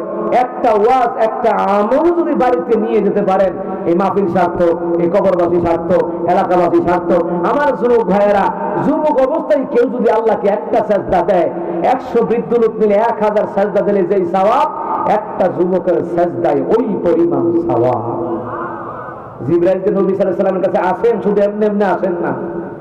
ইকরা বিসমি রাব্বিকাল্লাযী খালাক, পড়ুন আপনার প্রভুর নামে যেই প্রভু সৃষ্টি করেছে। কোরআন সুন্নাহ পড়েন, উলামায়ে কেরামের সান্নিধ্যে থাকেন, উলামায়ে কেরামের সোহবতে থাকেন, দেখবেন যে আপনার ঈমানের মধ্যে আরো নূর পয়দা হয়ে যাবে। কথা বলেন ঠিক কিনা? জিবরাইল আসিয়া একদিন নবী আলাইহিস সালামকে বলছেন, হুজুর আমি সব গুনতে পারি, 1 2 3 4 5 6 করে আমি সব গুনতে পারি, একটা জিনিস আমি গুনতে পারি না। নবী আমার দেখে মানে, কি রে জিবরাইল, কি গুনতে পারো না? জিবরাইল, নবী গো আমি একটা জিনিস গুনতে পারি না, সব গুনতে পারি। বলে কি? নবী গো পৃথিবীর জমিনে যদি একসাথে বৃষ্টি হয়, আমি জিবরাইল গুনতে পারি। সুবহানাল্লাহ কর না? আমি জিবরাইলের গণনা করার ক্ষমতা আল্লাহ দিয়েছে। পৃথিবীর জমিনে একসাথে যদি বৃষ্টি হয় গুনতে পারবেন? আচ্ছা, আপনি এখানে আমি 50,000 লোক লাগাই দিলাম যে বৃষ্টি পড়তেছে, খালি বৃষ্টির ফোঁটাগুলি গণবা, গুনতে পারবে? গোটা পৃথিবীতে যদি একসাথে বৃষ্টি হয়, জিবরাইল বলেন, হুজুর আমি জিবরাইলের গণনা করার ক্ষমতা আল্লাহ পাক আমাকে দিয়েছে। সুবহানাল্লাহ বলেন। ও মুসলমান ইমানদাররা, চিন্তা করে দেখুন, জিবরাইল আলাইহিস সালাম এই কথা বললেন, এরপরে জিবরাইল দেখেন যে বৃষ্টির ফোঁটা গণনা করার ক্ষমতা আছে। আচ্ছা, অনেক সময় দেখবেন দিনাজপুরে বৃষ্টি হয়, সৈয়দপুরে বৃষ্টি নাই, এরকম হয় না? নীলফামারীতে বৃষ্টি হয়, রংপুরে বৃষ্টি নাই। আমি ঢাকা থেকে রওনা দিলাম, কুমিল্লা প্রোগ্রামে যাব, আমার দেখি ঢাকা মেঘনা ব্রিজ পর্যন্ত বৃষ্টি, দাউদকান্দি কুমিল্লা বৃষ্টি নাই। পৃথিবীর মধ্যে একসাথে কোথাও বৃষ্টি হয় না, থেমে থেমে এক এক দিকে এক এক রকমের বৃষ্টি হয়, কোথাও বৃষ্টি হয়, কোথাও কম হয়, কোথাও ঝড়ো হাওয়া হয়, কোথাও তুফান হয়। জোরে কথা হয় কিনা? হয়, কিন্তু আপনারা খেয়াল করেন। জিবরাইল দেখে বলেন, নবী গো আমি জিবরাইল সব গুনতে পারি, একটা জিনিস আমি গুনতে পারি না। কি রে জিবরাইল? জিবরাইল, নবী গো যৌবন বয়সে যে যুবক যুবতীরা আল্লাহর সাজদা দেয়, আল্লাহর ইবাদত করে, তাদের আমলনামায় এত নেকি আমি জিবরাইল গনে গনে শেষ করতে পারি না। এই জন্য আমার কলিজার যুবক ভাইয়েরা, নামাজের দরকার আছে না নাই? কথা বলেন, আছে না নাই? আপনি যতই সফলতার পিছনে দৌড়ান, সফলতা অর্জন করতে পারবেন না যতক্ষণ আল্লাহর ইবাদতের পিছনে না দৌড়াবেন। কথা বল না কেন? আল্লাহর ইবাদতের পিছনে দৌড়াইতে হবে, আল্লাহ রাসূলের পিছনে দৌড়াইতে হবে। সুতরাং তাহলে আপনি সফলতা শীর্ষে পৌঁছবেন। হ্যাঁ, কিছু কিছু ক্ষেত্রে আল্লাহ বিপদ দেয়, মুসিবত দেয়, বালা মুসিবত দেয়। এটা দেয় কেন জানেন? আল্লাহ আপনাকে পছন্দ করে, ভালোবাসে। এই জন্যই আল্লাহ পাক আপনাকে বিপদ দিয়ে পরীক্ষা করে, বিপদ দিয়ে পরীক্ষা করে, মুসিবত দিয়ে পরীক্ষা করে আল্লাহ তাআলা, রোগ বিমার দিয়ে পরীক্ষা করে আল্লাহ তাআলা। দেখি আমার বান্দা কতটুকু পর্যন্ত সে যেতে পারে, সে কতটুকু পর্যন্ত আমি আল্লাহ তাআলার প্রতি বিশ্বাস রাখে। দেখি তাকে পরীক্ষা করে করে তার ঈমান তাকে খাঁটি সোনা বানাইয়া দেয়। কথা কন ঠিক কিনা? এই যে স্বর্ণকার যে জিনিস বানায়, কি করে? আগুনে পুড়ে না? পুড়ে পুড়ে খাঁটি সোনা তৈরি করে। ঈমানদারদেরকে, খাঁটি ঈমানদার যারা আল্লাহ রাসূলের পথে, যারা যতই পরিশ্রম করবে, যতই ঈমান আমলের মেহনত করবে, আল্লাহ ততই তাদেরকে পরীক্ষা করবে। অনেক ওলামায়ে কেরাম কত রোগ বিমারে ভোগে না? আমাদের মরহুম জুবায়ের আনসারী হুজুর ক্যান্সার আক্রান্ত হয়ে মারা গেছে। ওনারা যদি আল্লাহর ওলি হয়, আল্লাহওয়ালা হয়, এদের তো রোগ হয় কেন? কিন্তু জানে না। আবু দারদা রাদিয়াল্লাহু তাআলা আনহু তিনি বললেন, শুনে নাও, আমি রোগ বিমার হলে আমি ভয় পাই না। কারণ আল্লাহ রাসূল বলছেন, যারা রোগ বিমার হয়, বালা মুসিবত হয়, যখন সে ধৈর্য ধারণ করে আল্লাহর উপর তাওয়াক্কুল করে, এর বরকতে আল্লাহ তার জিন্দেগীর গুনাহগুলি মাফ করে দেয়। সুবহানাল্লাহ, সুবহানাল্লাহ। তাহলে আমার কলিজার যুবক ভাইরা, যৌবন বয়সে ইবাদতের দরকার আছে না নাই? যৌবন বয়সে যে ইবাদত করতে করতে বৃদ্ধ হয়, ওই যৌবন কালের যে সওয়াব, একটা সাজদা দিলে 1000 সাজদার পরিমাণ সওয়াব, 100 বৃদ্ধ লোক মিলে 1000 সাজদা দিলে সেই সওয়াব, ওই মরার আগ পর্যন্ত ওই সওয়াবটা আল্লাহ পাক জারি রাখবে। জোরে বলেন সুবহানাল্লাহ। তাহলে মুসলমান, এই যুবক ভাইদের ক্ষেত্রে এই কথাগুলি মানার দরকার আছে না নাই? পিতামাতা খেদমত করার দরকার আছে না নাই? পিতামাতার খেদমতের পাশাপাশি আল্লাহ নবীর খেদমত, আল্লাহ রাসূল সাল্লাল্লাহু আলাইহি ওয়াসাল্লামের ইতাআতের পাশাপাশি পিতামাতার খেদমত করা লাগবে। তারপরে হচ্ছে নামাজ, রোজা, হজ, যাকাত আদায় করা লাগবে। সামনে রোজা আসতেছে, এই রজব মাস। আল্লাহুম্মা বারিক লানা ফি রজব ওয়া শাবান ওয়া বাল্লিগনা, জোরে কোন, ওয়া বাল্লিগনা রমাদান। দোয়াটা পড়া দরকার আছে না? রমজানের রোজাগুলি রাখবো, আমরা ওয়াদাবদ্ধ হব। সামনে শবে বরাত আসতেছে, কথা বল না কেন? ইবাদতে আঞ্জাম দেওয়ার দরকার আছে না? হায়াতের জিন্দেগি কম হতে পারে, আমলের জিন্দেগি বাড়াতে হবে। কথা বলে ঠিক কিনা? আমলের জিন্দেগি বাড়াতে হবে।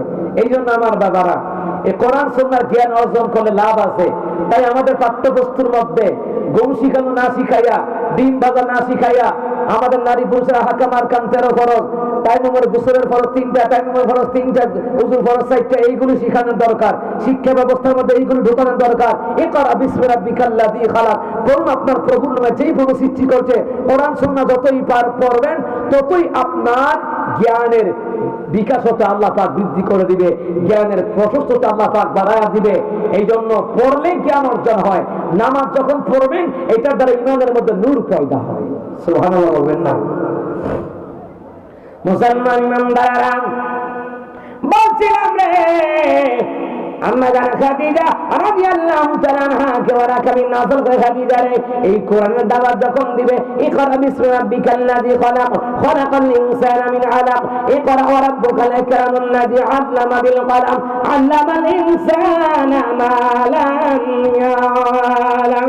খাদিজা রে, এই কোরআন দিয়ে যখন তোমার স্বামী দাওয়াত দিবে রে, মক্কাবাসীরা মক্কায় থাকতে দিবে না। আসলে তো ঠিকই হয়েছে। মুসলমানরা রহমতের নবীর উপরে এত অত্যাচার নির্যাতন আসলে, এরপরও দাওয়াতি কাজ বন্ধ করে নাই, এরপরও নামাজ ছেড়ে দেয় নাই। আজকে যুবক করে শীতের দিন আসলেও এখন বর্তমানে হিটার আছে, বর্তমানে গিজার আছে, এইগুলো দিয়ে গরম পানি করে তারা উজু গোসল করা যায়, কত পদ্ধতি। কিন্তু রহমতের নবীর সময় তো এইরকম পদ্ধতি ছিল না। এরপর সাহাবীরা রহমতের নবী এক ওয়াক্ত নামাজ কাজা করে নাই। আজকে এত আধুনিক হওয়ার পরেও নামাজ রোজার ধারে কাছে দিয়া নাই। যুবক যুবতীরা আইপিএল খেলা, বিপিএল খেলার জুয়া বাজি ধরে ধরে সময় নষ্ট করে। আইপিএল খেলা বিপিএল খেলা একটা পারিস, আইপিএল খেলা বিপিএল খেলা সময় দেয়, নামাজের সময় খুঁজে পাওয়া যায় না। আর একটা গজব হলো কি জানেন, আর একটা গজব হলো free fire. Free fire, PUBG games আর ফ্রি ফায়ার যুবককে ধ্বংস করছে। কথা বল না দিই, হে পাবজি গেমস আর ফ্রি ফায়ারে এমন আসক্ত হয়েছে, বাপ মায় যদি কথা কয় হের কাছে বিশ্বের মতন লাগে, বিশ্বের মতন লাগে, মনে হয় হের বাপ মার গলা টিপা হে মাইরেই দেব। এরকম দেখছি আমি। এর ফলে পাবনায় দেখছেন না, পাবনা জেলার নাম শুনছেন? পাবনার কোনো পাগল নাই, সারা দেশের পাগল পাবনা। কথা বল না কে? পাবনার কোনো পাগল নাই, সারা দেশের পাগল পাবনায়। দেখছেন না, এক পাগলটা ধরে নিয়েছে, জুতা একটা লইছে, জুতা একটা লই এখন পাবজি খেলে। হ্যাঁ, পাগল হয়ে গেছে না, জুতা একটা লইছে, মার মার মার মার মার মার মার মার মার মার মার মার জুতা লইয়া, জুতা লইয়া কেমন পাগল হয়েছে দেখেন, কেমন পাগল হয়েছে ফ্রি ফায়ার পাবজি গেমস দিয়া। এইগুলাকে তালাক দিতে হবে। কথা বলতে কিনা আমার যুবক কলিজার ভাইয়েরা, খেলায় ফেলায় সময়টা নষ্ট করে দিয়েন না। আপনি কি জানেন এইগুলার কারণে আপনার যৌনতার, আপনার জীবনের, আপনার যৌনের শুক্রাণু নষ্ট হচ্ছে। বিয়ে করবেন সহজে, বাচ্চা হইতো না। এখন বর্তমানে এই রূপটা বেশি, যুবক যুবতীদের এই রূপটা বেশি। এই পাবজি গেমস খেললা, ফ্রি ফায়ার খেললা, সারা রাত অগুনা কইরা কইরা শয়তানের মতন ফ্রি ফায়ার খেলে, এরপর পাবজি গেমস খেলে, প্রেমিকার লোকের ডেটিং মারে, ফজর আজানের সময় শয়তানের মতন ঘুমায়, এর আগে সারা রাত সজাগ। কথা বল না কেন? ঢাকা শহরে দেখা যায় 300 ফিট রাস্তাটা এখন আমি কইরা 1200 ফিট হয়েছে। এই 300 ফিট রাস্তা এখন মরণ ফাঁদ হয়েছে।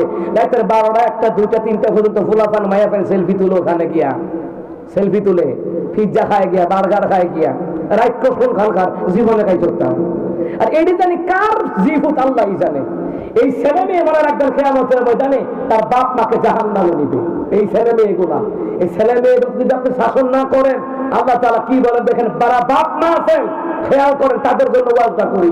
মানে যুবকের দোষ দিলাম, আপনার সন্তানকে আপনি শাসন করেন না, আপনার স্ত্রী নামাজ পড়ে না, পর্দা করে না, শাসন করেন না, আপনার ছেলে নামাজ পড়ে না, ফালতু বন্ধু বান্ধবের ঘোরাঘুরি করে, একে আপনি কখনো শাসন করেন নাই। আল্লাহ কয় এদের সন্তানগুলোই এদেরকে জাহান্নামে টেনে টেনে নিব। وقال الذين كفروا ربنا أرنا الذين أضلانا من الجن والإنس نجعلهم تحت أقدامنا ليكونا من الأسفلين।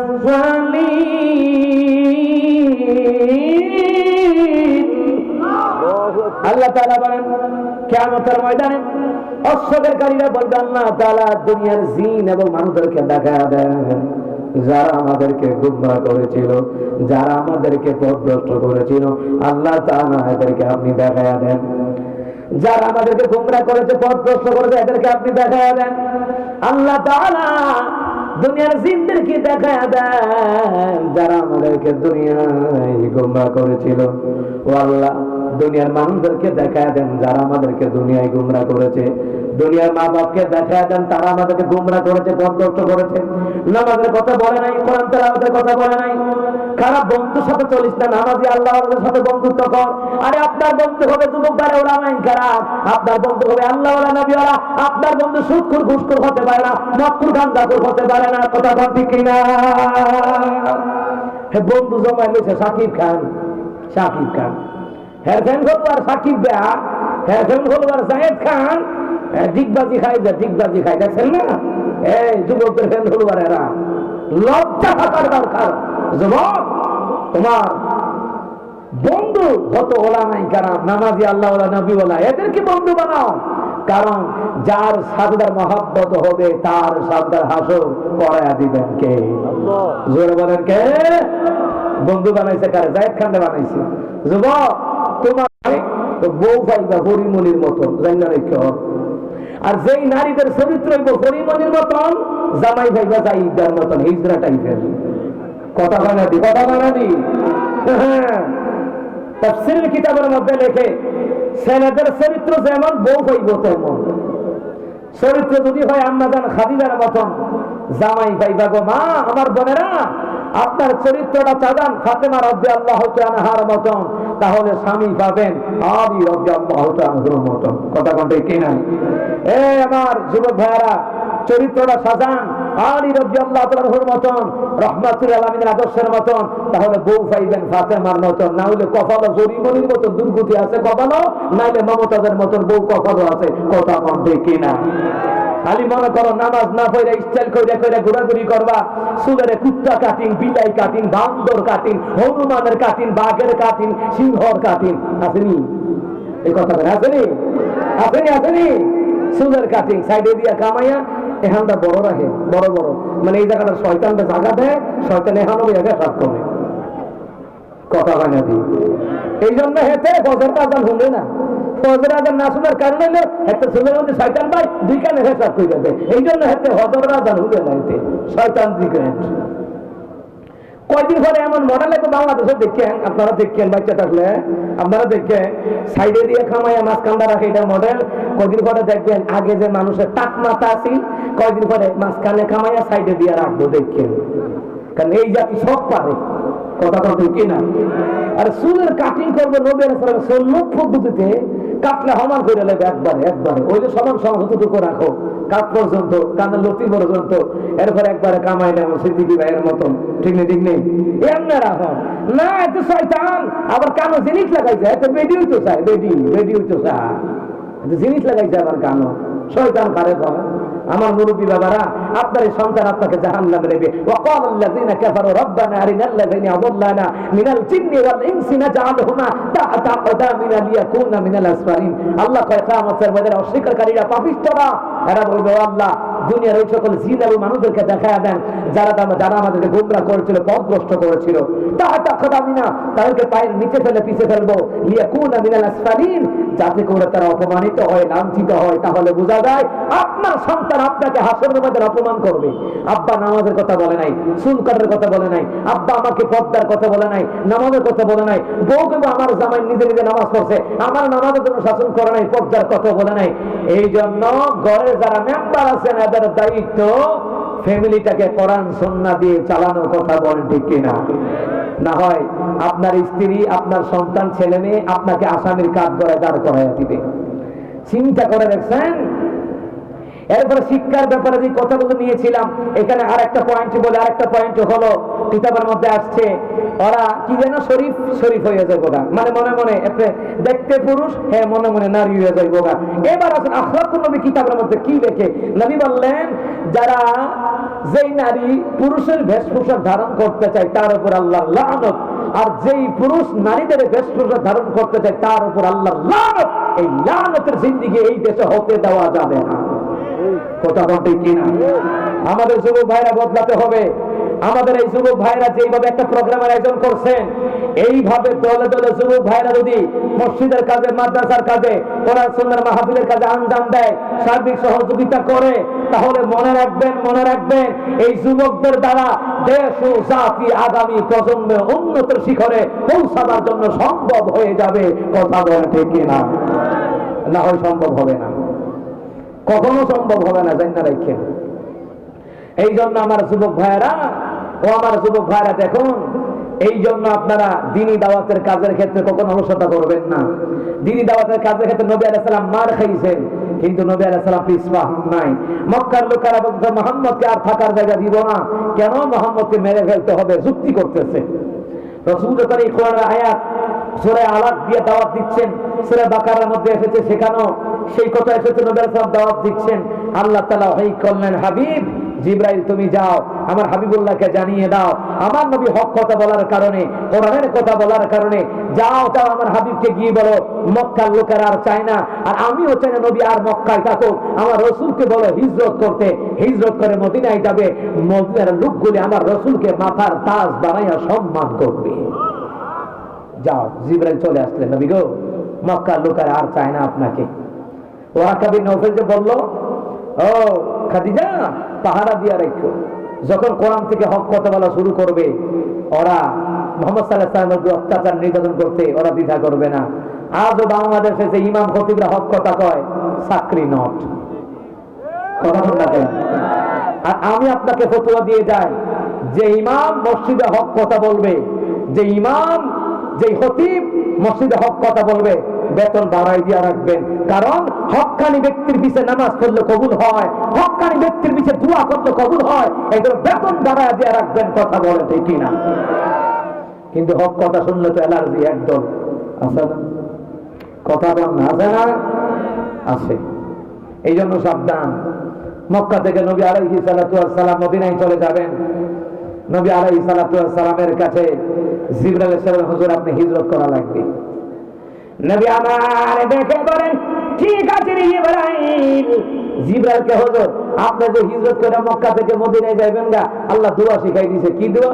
ওয়াকারবি আদখিলনি মুদখালা সিদকিন ওয়া আখরিজনি মুখরাজা সিদকিন ওয়াজআলনি মিন লাদুনকা সুলতানান নাসীরা। নবী আলাইহিস সালামকে আল্লাহ কে হাবিব দোয়া করেন। কি দোয়া? আল্লাহ আপনি আমাকে সসম্মানে মক্কা থেকে বের করবেন, সসম্মানে আমাকে মদিনায় প্রবেশ করাবেন, আমার জন্য শক্তিশালী সাহায্যকারী আপনি আল্লাহ দান করবেন। সুবহানাল্লাহ। কিতাবের মধ্যে লেখে নবী আলাইহিস সালাতু ওয়াস সালাম হিজরতের রাতের বেলায় চতুর্দিকে মক্কাবাসীরা তলোয়ার নিয়ে দাঁড়িয়ে আছে, আজকে রাহমাতুল আলামিনকে হত্যা করবে, চতুর্দিকে তলোয়ার নিয়ে দাঁড়িয়ে আছে। নবী আমার ডেকে বলে, আলী রে, চতুর্দিকে কাফির বেঈমানেরা পরিবেশন করে রেখেছে রে। আমার নবী কত কষ্ট করছে। আলী, আমার বিছানায় তুই শুয়ে থাকবি। আলী রাদিয়াল্লাহু তাআলা বলেন, নবী গো চিন্তা করবেন না, আমি আপনার সাথে মোরা দিয়ে শুয়ে থাকবো। নবী আমার ডেকে বলে, আলী রে, আমি যখন মক্কা থেকে মদিনায় যাব 3 দিনের মাথায় তোর সাথে আমি রাসূলুল্লাহর দেখা হয়ে যাবে। 3 দিনের মধ্যে তোমার সাথে আমার দেখা হয়ে যাবে। আলীকে, হুজুর চিন্তা করেন না, আপনার বিছানায় আমি ঘুমাবো। আমরা হলে কি কইতাম? জানি কাফেররা মাইরা লাইব, কি কইতেন? কইতেন রাসূলুল্লাহ আপনার জায়গা টানলে টানেন, আমি থাকতে পারতাম না, আমি বাড়ির জায়গা কাম আছে। কথা বলতে কি না, এমনই তো বলতো মুসলমান নাম্বারা। এই কথা বলার কারণ কি আপনারা বলেন? হুজুর আলীকে আপন বিছানায় শোয়া দেওয়ার কারণ কি? কারণ আছে রে। নবী বলেন, আলী রে, মক্কার জমিনে অনেক কাফেররা আমার কাছে টাকা আমানত দিয়ে রাখছে, আমি যদি মক্কা থেকে মদিনায় যাইগা, কাফেররা যাতে এই কথা না বলতে পারে। মক্কা মদিনার মক্কাবাসীরা মুহাম্মদ টাকা নিয়ে ভাগ্যে মদিনায় গেছে, এই কথা যাতে না বলতে পারে। আলী রে, টাকা তুলে আমি এখানে রেখে গেলাম, মক্কাবাসীরা 3 দিনের মধ্যে যদি তাদের আমানত ফিরে চায়, তাহলে আমানতের আমানত ফেরত দিয়ে দিবা, যেন আমি নবীকে তারা কটূক্তি করার দুঃসাহস না করতে পারে। এই জন্য আলী রাদিয়াল্লাহু আনহুকে রাহমাতুল্লাহ আপন বিছানায় শুয়ে গেছে। এই জন্য শোয়াই দিয়ে গেছে। অনেকেই তো জানে না, এই জন্য শোয়াই দিয়ে গেছে। নাহলে দরকার কি আছে? কোন দরকার আছে? রাসূল তো পারছে না, আলী তুইও আমার সাথে চলো হিজরতের জায়গা মদিনায়, ঠিক না? শোয়াই দিয়ে গেছে, আলী রাদিয়াল্লাহু আনহুকে শোয়াই দিয়ে গেছে। আলী রাদিয়াল্লাহু তাআলা আনহু চাদর বড়া দিয়া শুয়ে গেছে। আলী কয়, আমি এখন নিচে ঘুমাই, আমার কোনো চিন্তা নাই। কাফের বেঈমানেরা চতুর্দিকে দাঁড়িয়ে আছে রে, অপেক্ষা করে রে। সব সময় তো মুহাম্মদ সাল্লাল্লাহু আলাইহি সাল্লাম তাহাজ্জুদের নামাজ পড়ার জন্য বের হয়, ওযু ইস্তেঞ্জা করার জন্য বের হয়। কি রে, আজকে দি বের হয় না? ঘটনা কি? আজকে বের হয় না কা? এমনিতেই জিবরাইল আসিয়া বলেন, হুজুর গো আপনি দোয়া করেন। কি দোয়া? وجعلنا من بين أيديهم سدا ومن خلفهم سدا فأغشيناهم فهم لا يبصرون।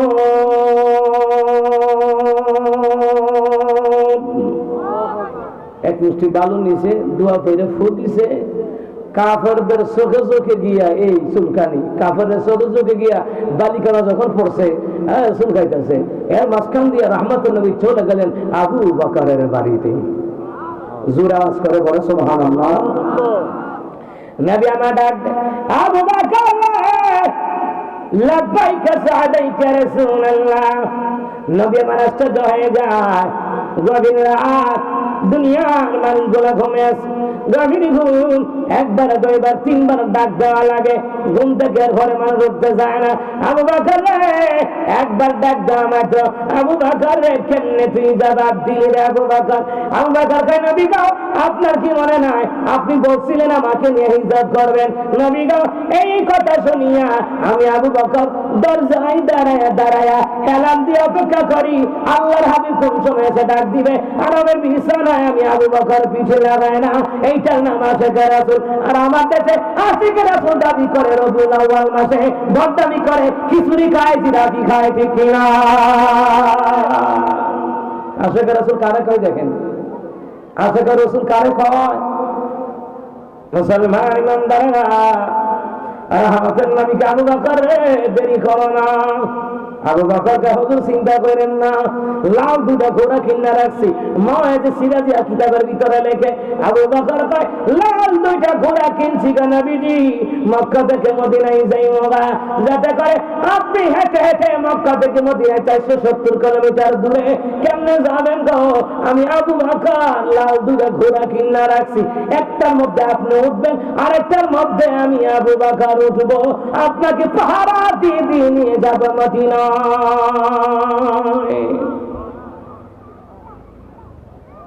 মুসলমান ইমানদাররা, এইদিকে কাফেররা চিন্তা করে কিরে রাজ্য পড়ে যাইতেছে গা, মুহাম্মদ আজ্জা বাইরা না খানে।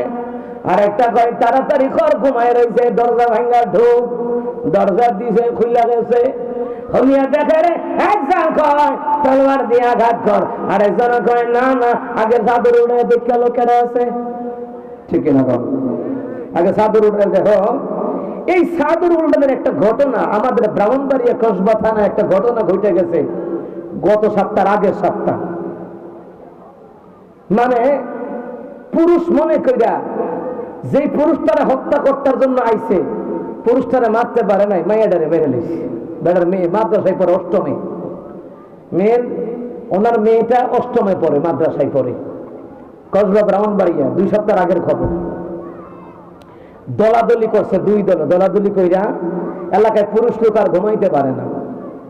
তখন রাতের বেলায় হামলা দিছে, রাতের বেলায় গিয়া দেখে কিটা চাদর মুড়া দিয়া ওই লোকটা শুইয়া রইছে, যেই লোকের সাথে দ্বন্দ্ব, চাদরের উপর দিয়া সল এক কাইটা বললম দিয়া এইভাবে খুসা মারা শুরু করছে।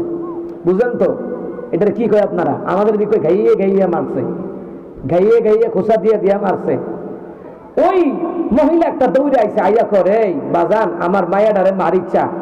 না এটা তোর মাইয়া না, এটা তোর জামাই। না আমার স্বামী তো এখানে থাকে না, আমার স্বামী এখানে নাই, আমার স্বামী বাড়ির থাকে না, আমার স্বামী তোদের ভয়ে পলাইয়া থাকে। না না এটাই তোর জামাই, আমরা জানি তোমার জামাই এখান দিয়ে শোয়। না না এটা আমার মাইয়া। চাদর উঠে দেখে আসলে বেটির মাইয়া। কত নরপিতার জানোয়ার দেখেন, কত নরপিতার জানোয়ার। এই কোরআন হাদিসে শিক্ষা দীক্ষা না থাকলে মানুষ নরপিতা জানোয়ার হয়ে যায়। এই জন্য ইকরা বিসমি রাব্বিকাল্লাযী খালাক কেন করছি? যে পড়ুন আপনার প্রভু নয়, যে প্রভু সৃষ্টি করছে, রস সম্পর্কে জানো, আল্লাহ সম্পর্কে জানো, সৃষ্টি জগৎ সম্পর্কে জানো।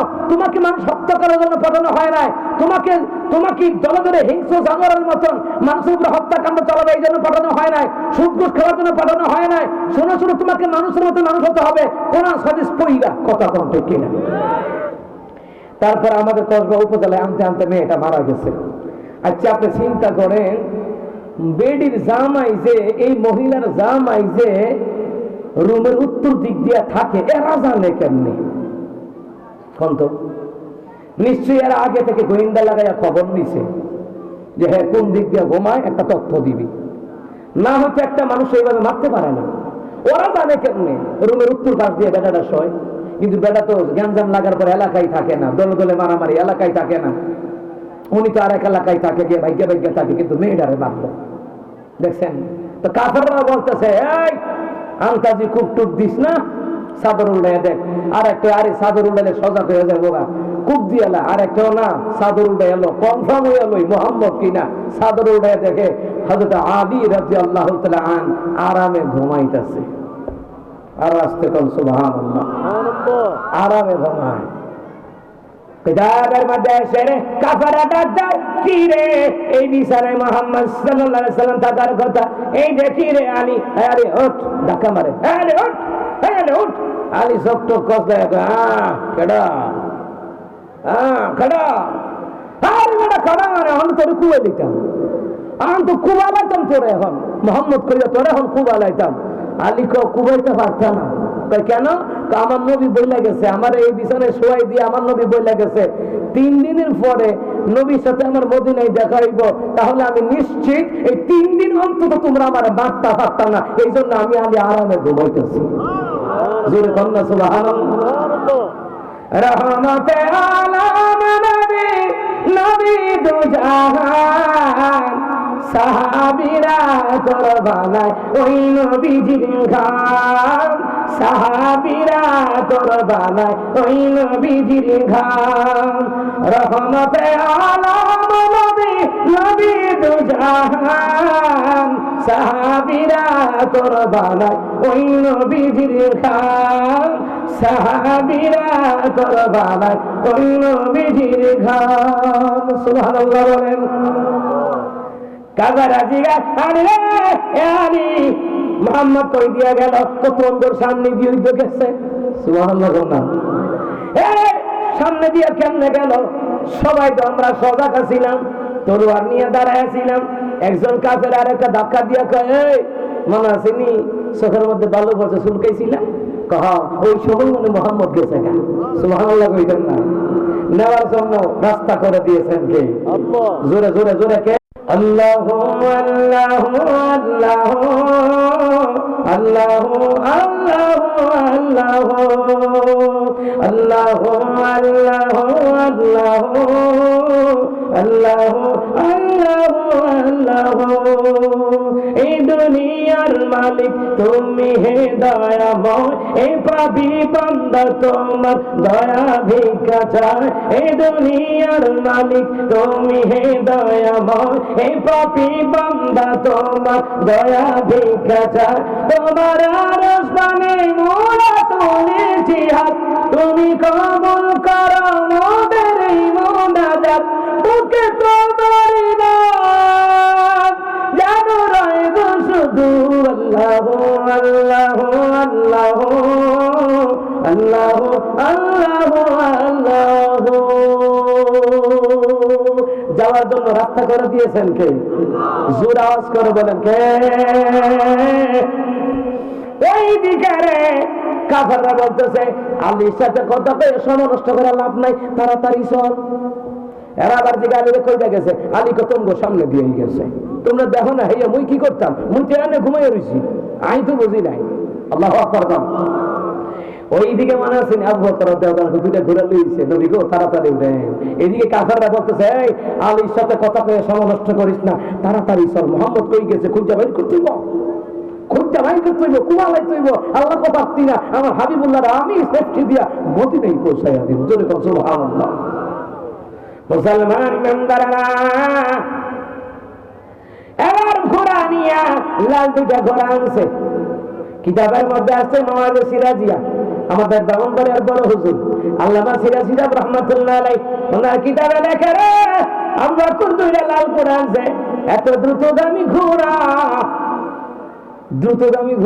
লাল ঘোড়া দুইটা কিনছে রহমতুল নবী সামনে আনছে হুজুর গো এই দুইটা ঘোড়া কিনে রাখছে আপনার লেগে হিজরত রাইতে আপনারা লইয়া যাবো নবী গো এটা আমার বউর কাছেও কইছি না মহিলা মানুষ খুব মালা ব্লাস্ট হয়ে যায় মহিলা মানুষটা বোঝেন না দক্ষিণ ভারত খবর উত্তর ভারত গেছে গা বেড়াইতে কইতে না বেডিয়াইতে কইতে কথা কয় না তো মহিলারা সাংবাদিক হইলে ফার্স্ট ক্লাস পুরস্কার পাইতো সাংবাদিক খারে কথার হেডের ভিতরে রাখতে পারে না যতক্ষণ না কয় হতক্ষণ হেডের কথা হজম হয় না কথা কয় না এই ঘরের কুদনামি ওই ঘরে এই ঘরের আগুন ওই ঘরে লাগায় আসেনি আপনাদের এলাকায় না আপনাদের এলাকার আগুন অনেক ভালো মাশাআল্লাহ এখনো বাবা মরিচ খান আপনারা আর আম করে এইদিকে তো হাত পা বহু হয়ে রয়েছে এখন গ্যাসে চুলাই রান দেয় এরপরে গুঁড়া মরিচ রাঁধুনি গুঁড়া মশলা প্রাণ গুঁড়া মশলা আপনার রান্নাকে করবে খুব সুস্বাদু ওরে বাবারি বাবা কি বিজ্ঞাপন দেয় রে এই কথা আপনাকে দেখছেন নি কারবার আর আপনাদের দিকে মামুন অনেক ভালো এখনো বাটা মরিচ খায় বাটা মরিচের তরকারি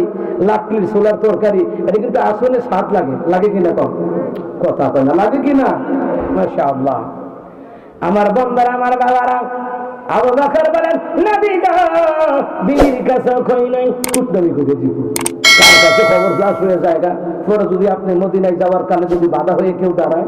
এই জন্য নবী আমার দেখে মানে আবু বকর চলো, আবু বকর কয় নবী গো ওঠেন, সামনের ঘোড়ার মধ্যে আপনি ওঠেন, পিছনের ঘোড়া আবু বকর উঠলে রে ঘোড়া যায় যায় যায় যায়।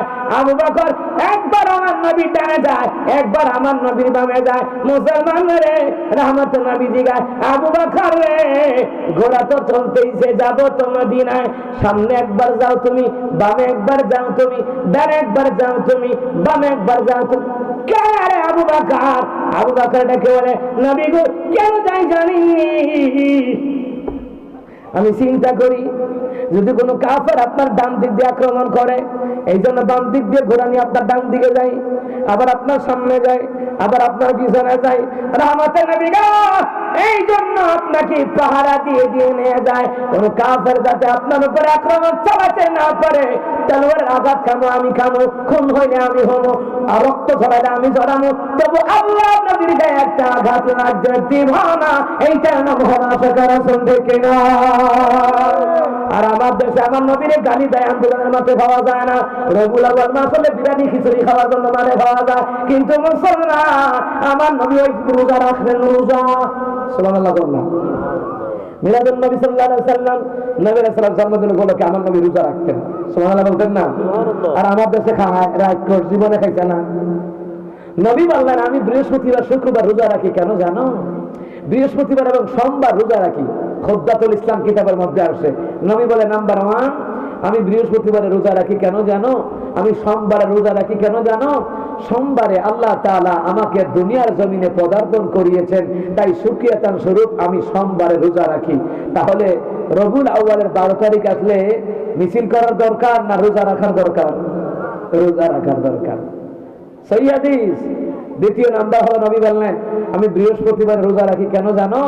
বৃহস্পতিবারে বান্দার সমস্ত আমল আল্লাহর কাছে পেশ করা হয়, তাই আমি চাই আমার আমলগুলি যেন রোজা অবস্থায় আল্লাহর কাছে পৌঁছে।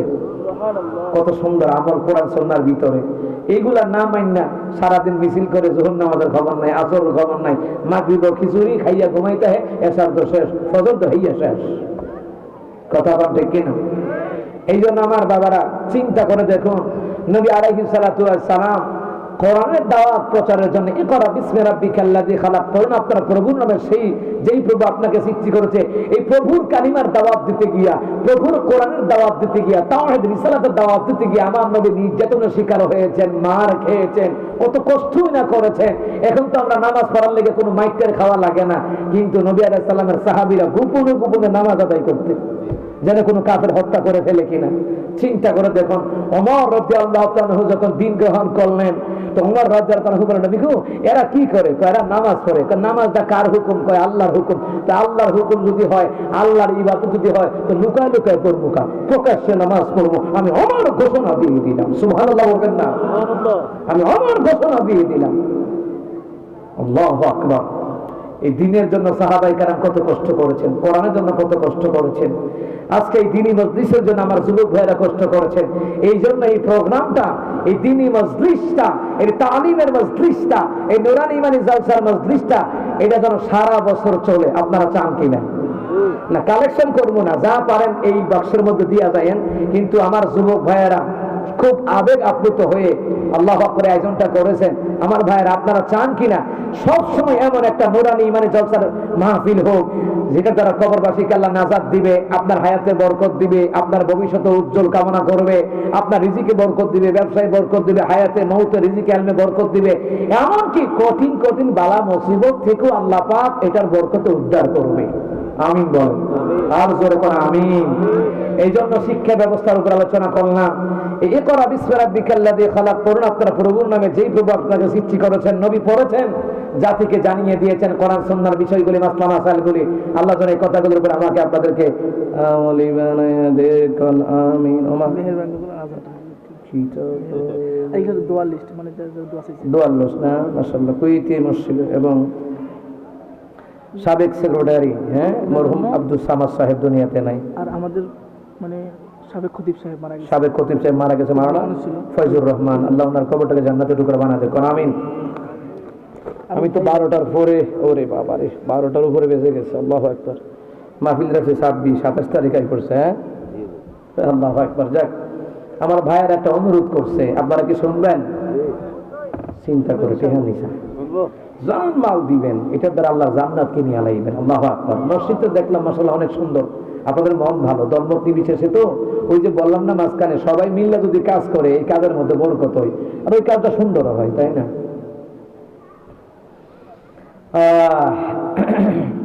চা তো আনছিল অনেক আগে, ঠান্ডা হয়ে গেছে। এখানে দিচ্ছি আমি, দাঁড়ান। আল্লাহ, আপনাদের এদিকে এত ঠান্ডা, চা দেখি বরফ হয়ে গেছে কেন? আল্লাহ আকবার।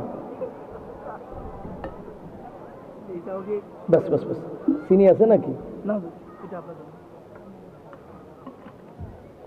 ভাই হেইয়া ও ঠান্ডা হইয়া গেলে বুঝছেন। আহা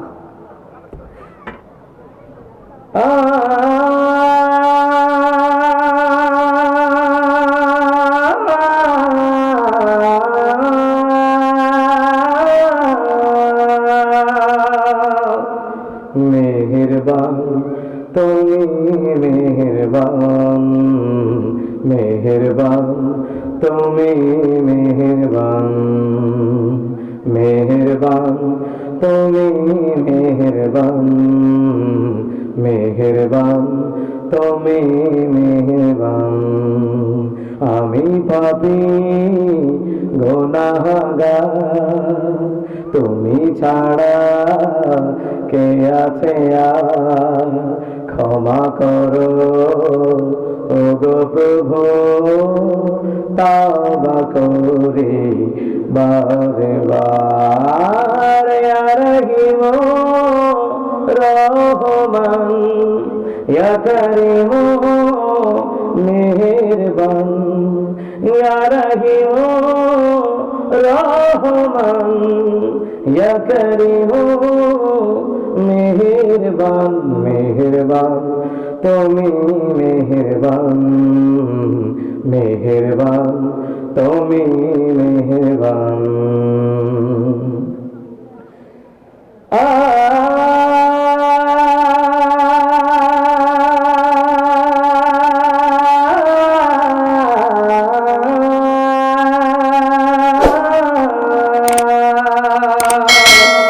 জেনে না জেনে হাজার পাপের সাগরে ডুব দিয়েছি পথ হারিয়ে বলে।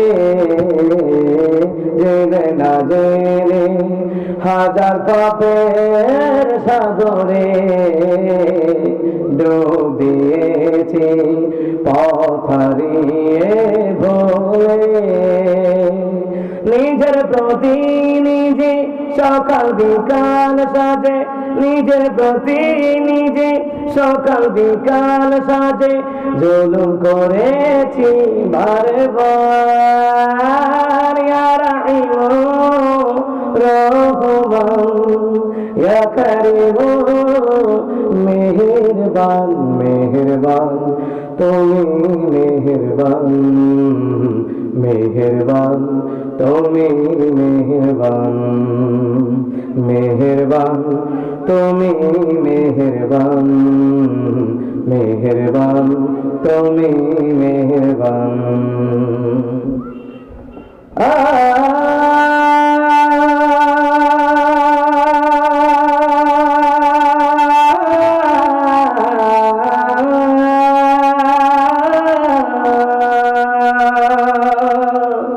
পাহাড় সমান পাপের বোঝা মাথায় নিয়ে চলতে পারি না, ক্ষমা করো রহম দিয়ে। পাহাড় সমান পাপের বোঝা মাথায় নিয়ে চলতে পারি না, ক্ষমা করো রহম দিয়ে। বান্দা তোমার আমি, তুমি অন্তর্যামী, বান্দা তোমার আমি, তুমি অন্তর্যামী, তোমার কাছে ফিরি বারে বার। ইয়া রহিম রহমান, ইয়া কারিম মেহেরবান মেহেরবান তুমি মেহেরবান মেহেরবান তুমি মেহেরবান মেহেরবান তুমি মেহেরবান মেহেরবান তুমি মেহেরবান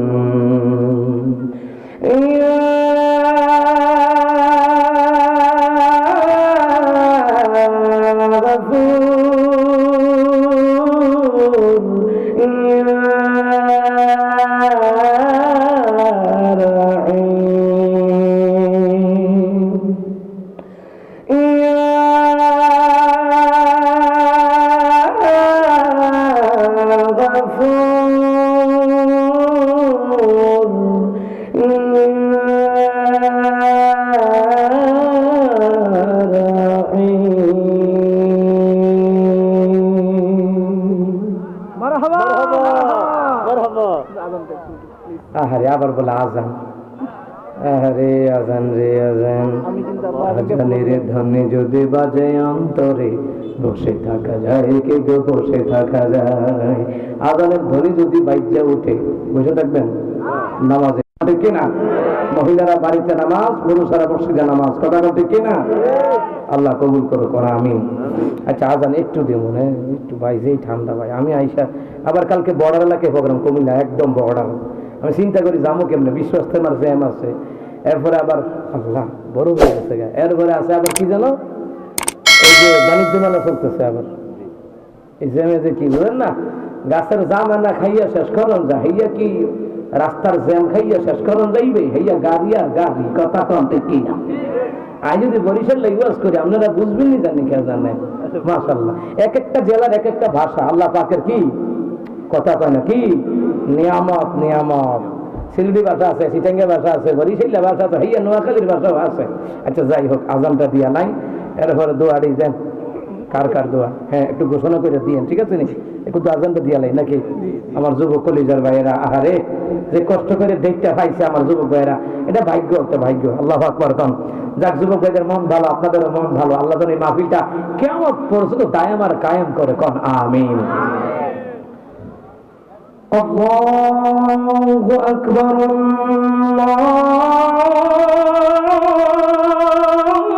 আল্লাহু আকবার।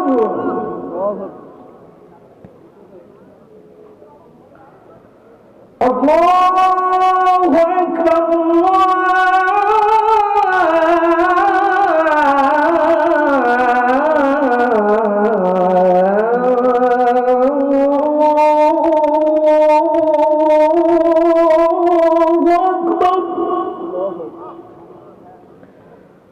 أشهد أن لا إله إلا الله،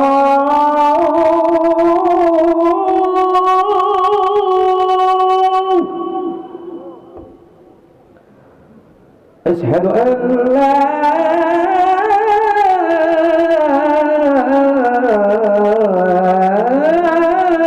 إله إلا الله।